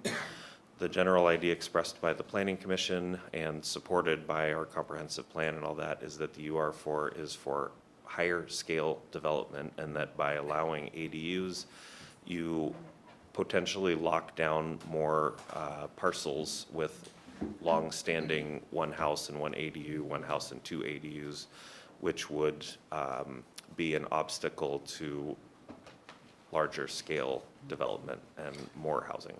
I think I get that for larger parcels, but a number of those UR4 parcels are actually quite small. Right. I guess what I'm wondering about is that worth a qualification for UR4 parcels that are small that would not normally support or 4 or 5 story? Just trying to add some, I don't know, some extra intelligence to that process so as to not kind of lock out those until somehow in the indefinite future they're gathered up into a larger parcel and made larger. Because I'm a little bit afraid of the perfect being the enemy of the good there, the end result from 20, 30, 50 years from now, stopping us from improving some of those areas where a smaller development might economically be made. Right. Thank you. I will say this was a difficult one for us. A couple other pieces of context. We have a minimum density for the UR4 zone of 3 units per lot. So that would say that in theory, ADUs are already not allowed because it wouldn't meet the minimum density. We have allowed and permitted, obviously, the ADUs there because they bring that lot closer to conformity. If you have a non-conforming setback, you're allowed to do things that bring it closer to conformity, even if the end result is not strictly in conformity. Same thing with adding that unit. But if you had 2 ADUs and a primary dwelling, that would be 3 units per that lot. Yes, yes. The last piece of context here is that in the UR4 zone, triplexes, fourplexes, multifamily townhouses, all the types of housing are permitted, no maximum lot coverage, and up to 5 stories. So all of the capacity is there for the development. The one difference is parking. Accessory dwelling unit requires 1 parking stall per unit. And if it were a triplex, it would be 2 parking stalls per unit. And so that 1 house, 2 ADUs is 4 spaces. If you call them a triplex, that's 6 spaces, and often the lots can't fit that economically, and that's a project killer. I think you, as a council, have received some comments from some folks who made some investments anticipating the ability to build an ADU in there, and were dismayed at this change. I will say this was a difficult one for staff, and I think we'd be open to looking at some middle grounds on that.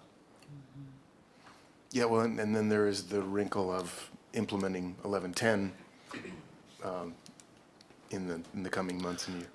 Okay. Right, I would put this whole accessory dwelling unit as a placeholder for changes to come with the comprehensive plan. Yeah, lots of wrinkles. My head is spinning a bit in this. I'm still gathering Yeah, info. absolutely. So that's the deal about zones. Number of accessory dwelling units per lot, we currently allow 1. The proposal would allow 2. The maximum size with existing code, there's a somewhat complicated formula for how big an accessory dwelling unit can be, taking into account the size of the lot and the size of the principal dwelling. You can see the details on there. Our proposal is a flat 1,000 square feet maximum size. Lot coverage, we're not proposing any change, but it's worth mentioning what the existing code is on that. Lot coverage in the single-family zones, this is the maximum amount of a lot that can be covered by buildings, not the same as impervious surface. Driveways and parking areas are separate from that. But RS and R1 zone, you can have 35% of your lot covered by buildings. R2 and R2A zones, it's 40%. In all of those zones, you get an extra 5% of lot coverage if an ADU is in the mix. Our proposal does not change that.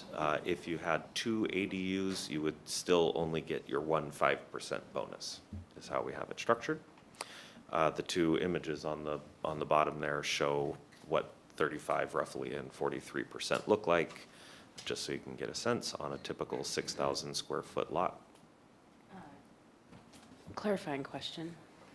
Yes, go ahead. Lot definition, is that the singular property ownership? Yes. So oftentimes you hear people say, oh, my house is on a double lot in some of our old grid pattern neighborhoods. Right. Right. There are lots and there are parcels, and parcels can be made up of multiple lots. In this context, I would understand it to be the parcel, which is common ownership, so a buildable lot. I'll confirm that before the next one, but yeah.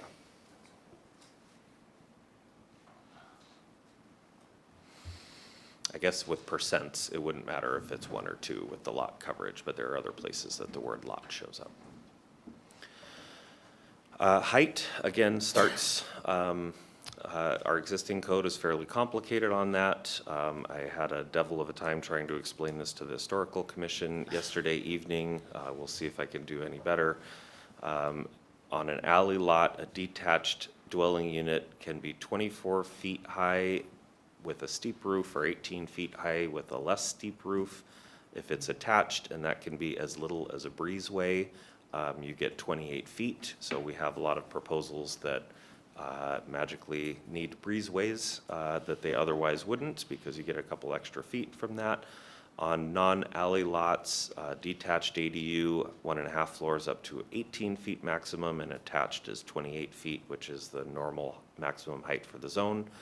Our proposal is 28 feet on alley lots and 24 feet on non-alley lots, reflecting the fact that ADUs frequently end up in backyards, and without an alley there, you're often touching other homes. Clarifying question. Yes. How is that different from the primary residence? Thank you. Primary dwelling in the single-family zones up to 28 feet. So are these all maximum, and there's not like a minimum requirement? Because I see you have like 1.5 floors up to 18, so that's where you're saying your maximum. It's both. Yeah, you have to meet both 1.5 floors and 18 feet maximum.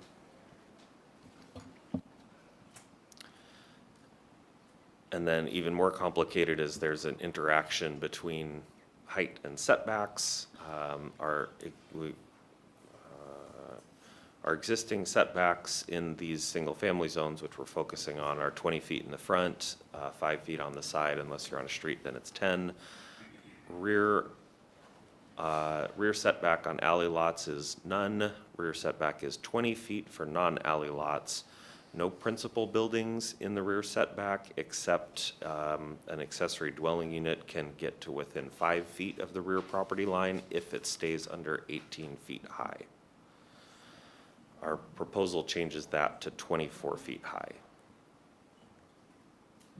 So again, I'm thinking of our single-family grid style, more neighborhoods that have had established buildings for quite some time before I was born.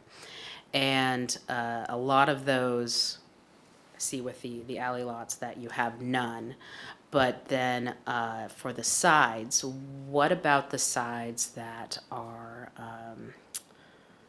because you have a lot of them that will butt up to the side technically of the parcel, but then there's right-of-way access, which oftentimes is, lawn, sidewalk, et cetera, going well far beyond before you hit the street. So are you including any of that? Because that would knock out a lot of the corner lots that have pre-existing, do you call them dadoos? Many people do. Dadu would be Dadu. detached accessory dwelling unit. No ADUs in the right-of-way and no ADUs within that side setback, existing or proposed. And sometimes that does look, somebody would think it's part of a yard.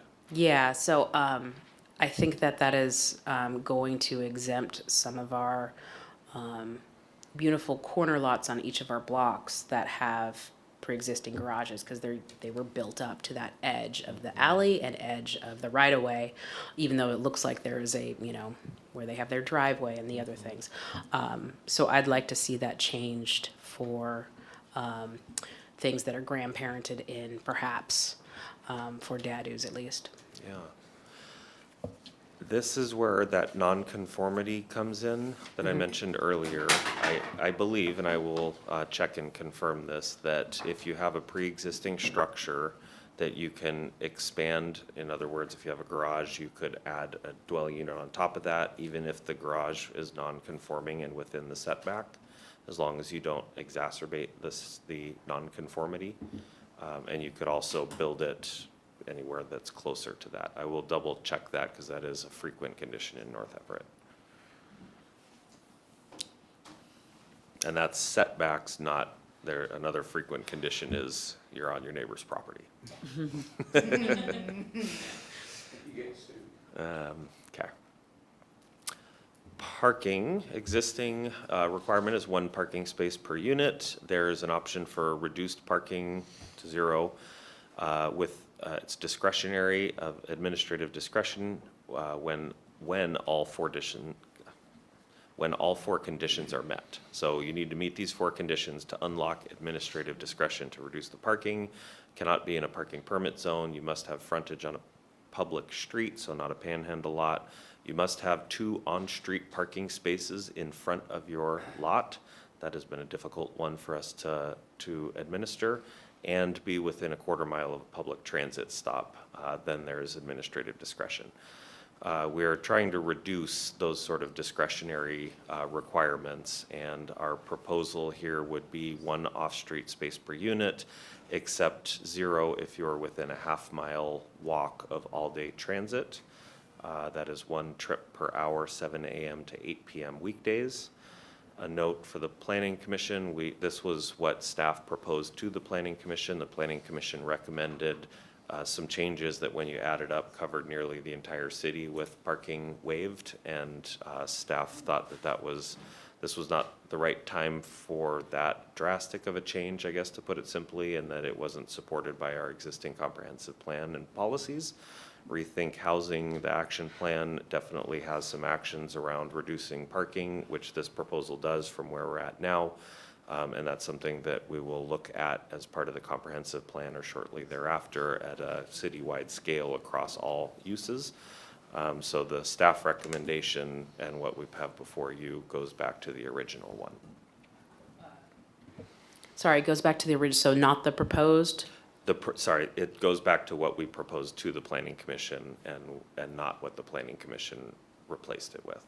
And what was specifically what the planning commission saying that was more lenient than that? I think it was that they increased it to 1 mile, or if any of those 4 conditions were met, I think. And I apologize, this was a while ago, and I will check on that. But when you added all that up, it covered essentially the entire city. Thank you.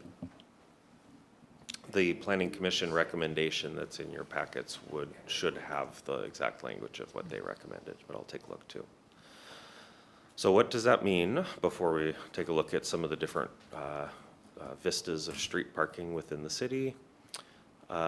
These are the routes that should be in effect now that meet that standard of all-day service. And then if you take a half-mile walking distance from this is a GIS approximation of it. Actual permits would be assessed at the time of permit application. So we're not going to rely on this map.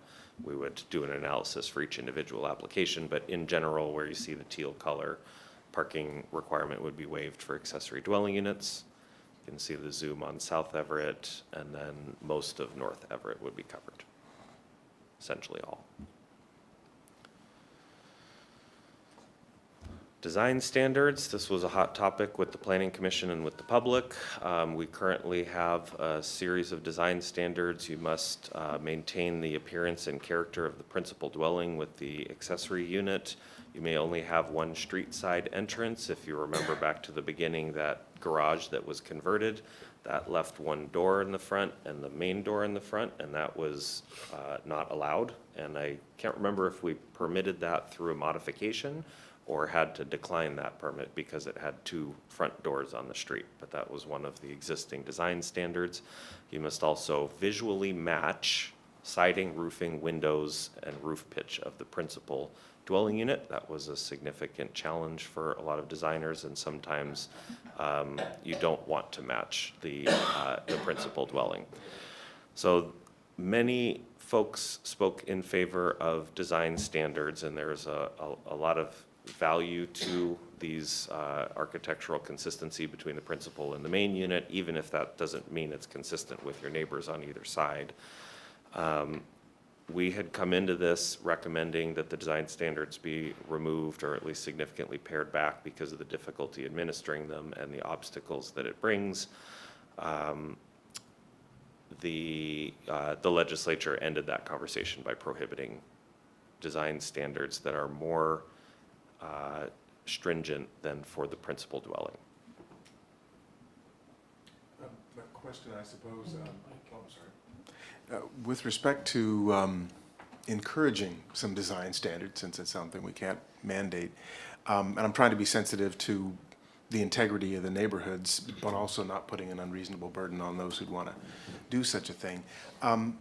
These pre-approved, I've talked to a couple of people who've been building from these pre-approved, who have built from these pre-approved plans. They certainly appreciate the shorter time scale for approval and the better certainty of approval and clarity, because that reduces risk and it gets the housing built faster. Is there then a way to at least encourage these design standards by having the person who's considering this getting a more certain, a faster, a clearer approval by using a pre-approved standard, which, if I remember right, those pre-approved plans were relatively specific. So that could lean people toward. That's a great idea, and I think we would design the pre-approved plans to be consistent, and maybe there would be a requirement, because we have different architectural styles in different parts of the city, that it be, here's your 1950s era development versions, and here's your 1910s development era versions. Okay, and I guess we have the benefit of cities like Seattle and Renton who've actually been doing some of this. We can see how it actually worked. Right, absolutely, yeah. Okay. That's a good idea. I don't know if I have a slide on it, but worth mentioning that in the historic overlays, that we will continue the design review by the Historical Commission, and they will continue to be subject to the neighborhood design guidelines that are in place for essentially all development in those districts. As I understand it, there's a carve-out in the bill, in the state law for that. One more, then alongside that, because I know some of the other requirements that the mandates from the state do not apply to areas that have homeowners associations with covenants on deeds. If those same homeowners associations have design standards, will those design standards apply to these ADUs? Yes, all homeowner association covenants and restrictions would apply to new development within them. The city does not enforce those, but there are paths to enforcement of that. So yes, if there are either a prohibition, which happens in a lot of subdivisions in the city on accessory dwelling units, or any design standards. And then in terms of new developments and subdivisions, would they be allowed to impose those conditions? I believe in the bill, it prohibits the imposition of new covenants that prohibit additional housing. Okay. It's like you've read the bill or heard a presentation from me in the past. Ownership, right now we require owner occupancy. The proposal would remove that requirement. On the flip side of the ownership spectrum, right now we prohibit ownership segregation, so you could not condo off your accessory dwelling unit. The proposal would remove that prohibition, allowing separate ownership. Yes. I had a neighbor raise a question about the owner occupancy. Why was that a requirement that the city had? I think it was to promote owner presence on the lot, and a concern that having two rentals, just the overall concern that I'm sure you've heard, that that renters have less investment in the community and are. Yeah. I was here when that happened, and I'll just add that at the time we were doing it, we were dealing with a lot of pretty bad kind of slumlords who had garages that they were poised to make into other, really basically substandard housing that they would then be able to get more money from. So it was a time in the city when we were dealing with a lot of pretty bad landlord situations. I have lived that dream for a couple of years. Yeah, I saw the background. Yeah, there was Next door trying to slumlord, maximize yes. revenue. Yeah. Random piece of data, because we looked this up yesterday, 15% of the city's detached single-family dwellings are renter occupied right now, 85% owner occupied. So it should be a relatively small slice that would be at least currently a house with another rental on it.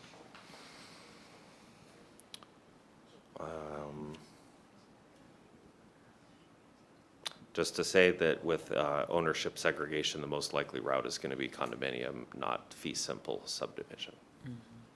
The condominium can be set up, it's recorded through the county, the city's not involved, can be set up with any arrangement of joint versus solo ownership, i.e. the yard and the parking and other can be jointly shared, can be separate. Yes?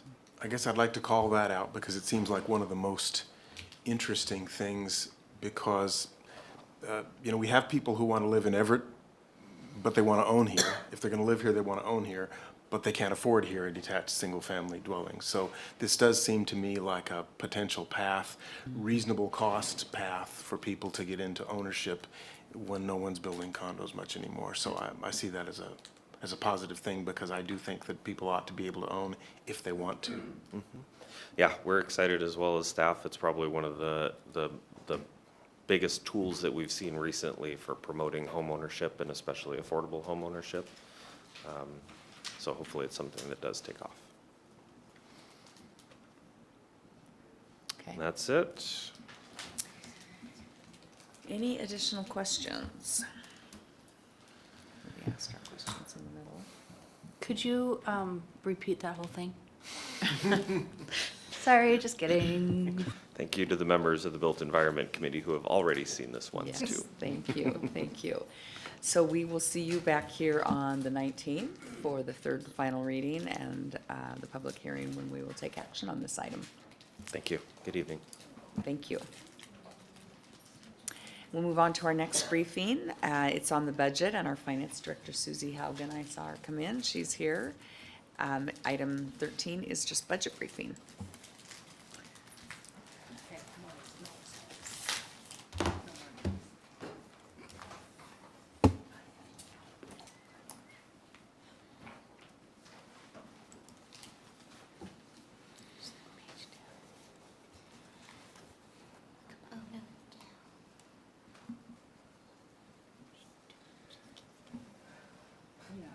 Sorry. Technical difficulties, just one moment. There it is. Okay. Well, good evening. And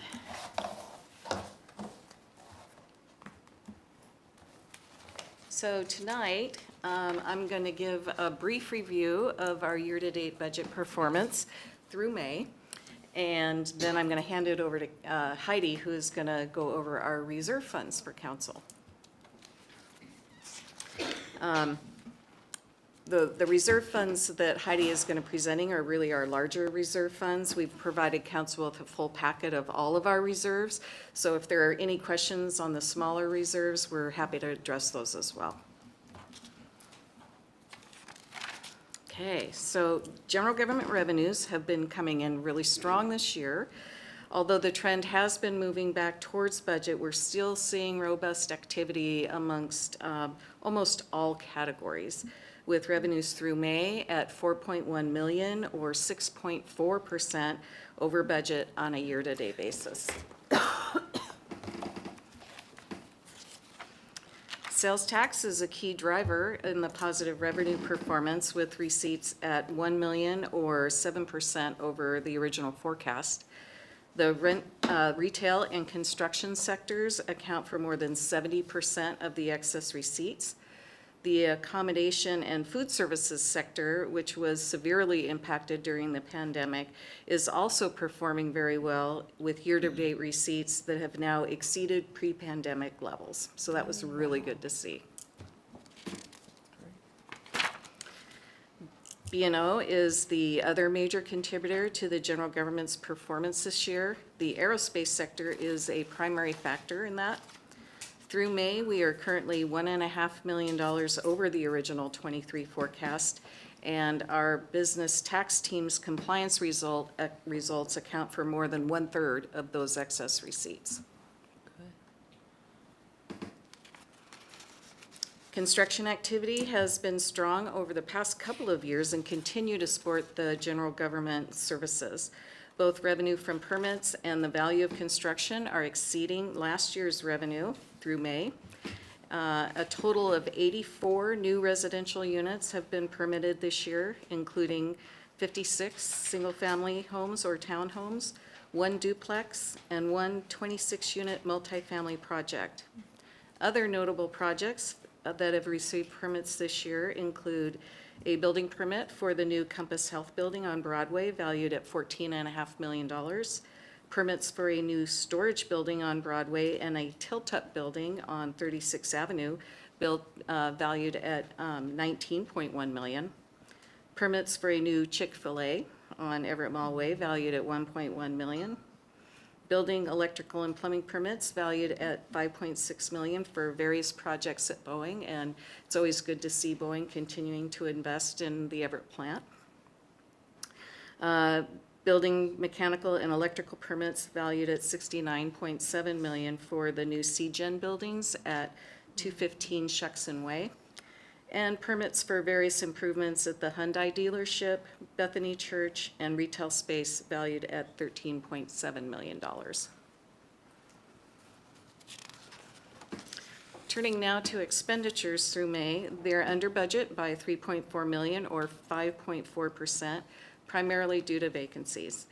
There are 4 funds that are currently running slightly above budget as a result of unusual timing of payments. However, we anticipate that those funds will trend back towards budget as the year progresses.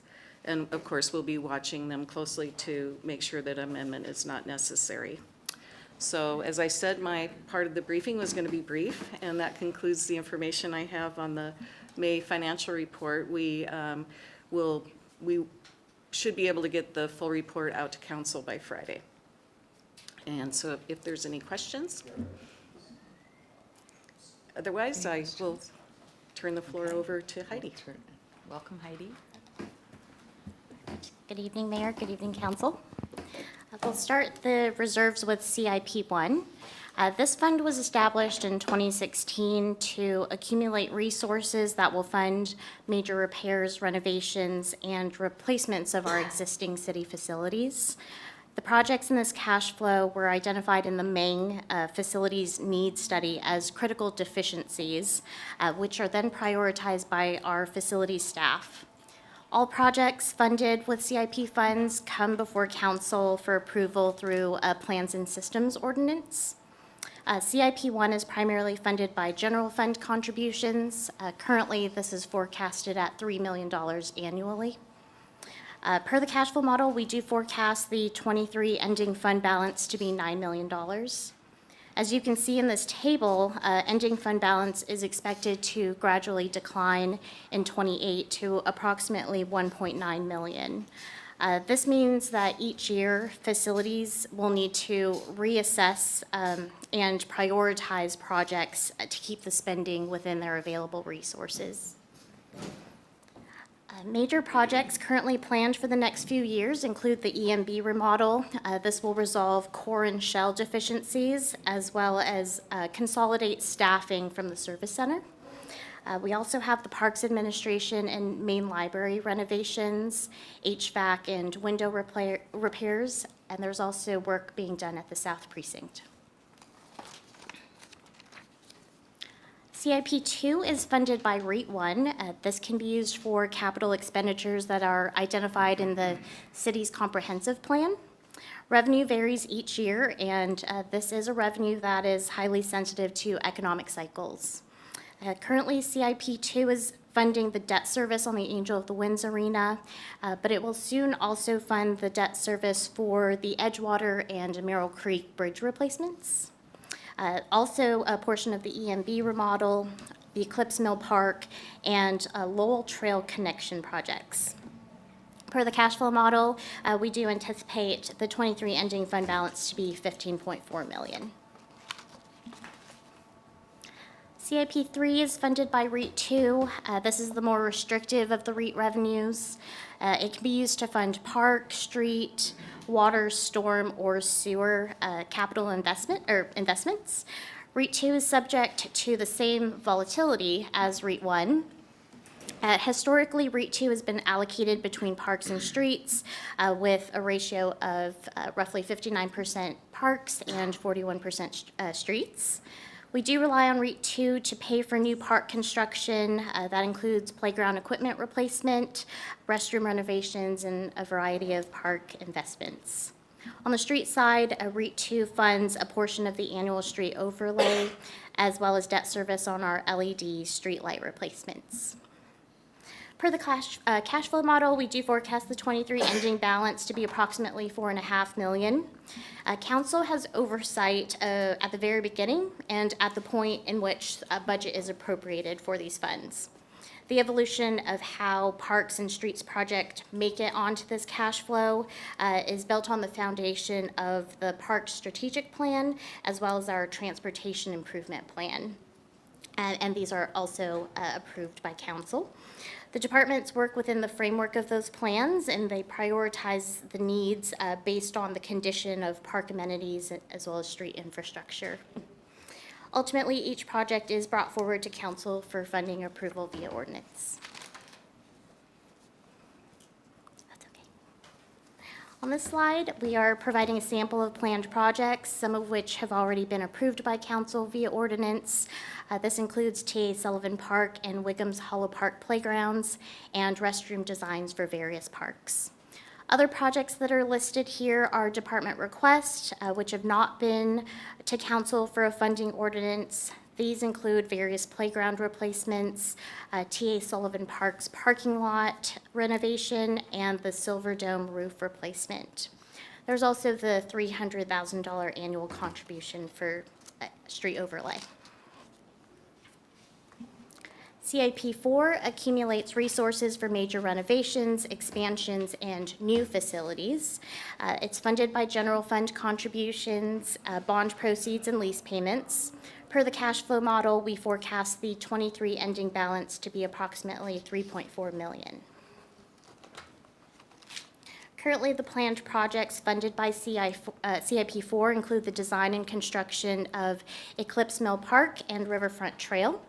The funding source will be a bond issue in late '24 or early or mid-'25. The debt service for the bond issue will be supported with LIFT grant proceeds. Next is the Vehicle and Equipment Replacement Reserve. This accumulates funding for general government replacements. Contributions come from the general fund, and they do vary based on budget priorities. Per the cash flow model, we forecast the '23 ending balance to be approximately $1.7 million. This gradually declines to a negative $1 million in '28, and this is due to the high cost of replacements, such as fire trucks that are due for replacement within the next 5 years. So that's what's driving these costs. We'll be revising the planned contributions during the '24 budget development process to resolve the deficit in this forecast. All right, the table summarizes certain planned purchases between this year and '28. Under the current funding plan, the largest costs are $10.7 million for fire ladder and pumper trucks, as well as $5.2 million for police cars. Okay, moving on to our self-insurance reserve fund. This fund includes 5 sub-funds. Those would be property insurance, unemployment, Comeback Dam, workers' compensation, and tort claims. In the tort claims sub-fund shown on this slide, the target minimum fund balance is $4 million. Per the cash flow model, we expect to exceed the minimum fund balance year over year. However, we do have a couple of large claims that are in process that may significantly reduce the fund balance that are not in this current forecast. So we will be reviewing this sub-fund with legal for possible revisions in the '24 budget process. The target minimum fund balance for workers' compensation is $1.5 million. This sub-fund has also experienced a high level of claims and a couple of settlements. Fortunately, we have had a sufficient fund balance to cover thus far. The Left One Police Pension Fund accumulates assets to pay pension and other post-employment benefits, also known as OPEB, for plan members. OPEB refers to the medical benefits, and this plan has actually been closed to new members since 1977, and the city has no active Left One employees. Although the city is only required to pay the current expenses, we have been setting aside excess funds so that essentially this program can run off of investments and will be fully funded. And no further contributions would be required. Our target date for a fully funded plan would be in 2030. And lastly, here we have the Left One Fire Pension Fund. This is similar in structure and plan to the Left One Police Pension Fund, and it also has a target date to be fully funded at 2030. Milliman is currently working on a new actuarial study and for both of these pension funds, and we anticipate receiving these reports sometime during the summer, and we'll report back to council with the results. That really concludes all the reserves that we have for discussion points, and as Susie said, we provided you with a packet of all the reserves, and just turn it over to you for questions. Any questions? Councilmember Vogely. On the last couple of slides for the left pensions, in 2030, it's at the biggest number, and then 31, it starts going down. Is that because we have theoretically fulfilled the mission to what are the words? Target full funding date, and then since we're fully funded, it goes down because we're paying but don't have to put any in? Basically, yes, that's correct. Thank you. And then the question is on page 12, I think. Oh, this is gonna be, it's not page 12. CIP 3, sample planned projects. I think I just want to put a note out there, because I don't think that you are going to be able to answer it. It's for parks. The TA Sullivan Park parking lot renovation. I just want to put the seed that, let's not pave it, let's do permeable. But we haven't approved anything, and it probably hasn't been planned, so just putting that out there. But that's a chunk of money, so, that's all. And thank you. Thank you. Any other questions? Okay, and I don't think we don't have, this is just a briefing. We don't have a council, or we don't have an action at this point that's impending. Okay, that brings us to the end of our agenda. Thank you. Thank you. For being here tonight and staying so late. We are going to move into our executive session now, which is expected to last 20 minutes with no action to follow.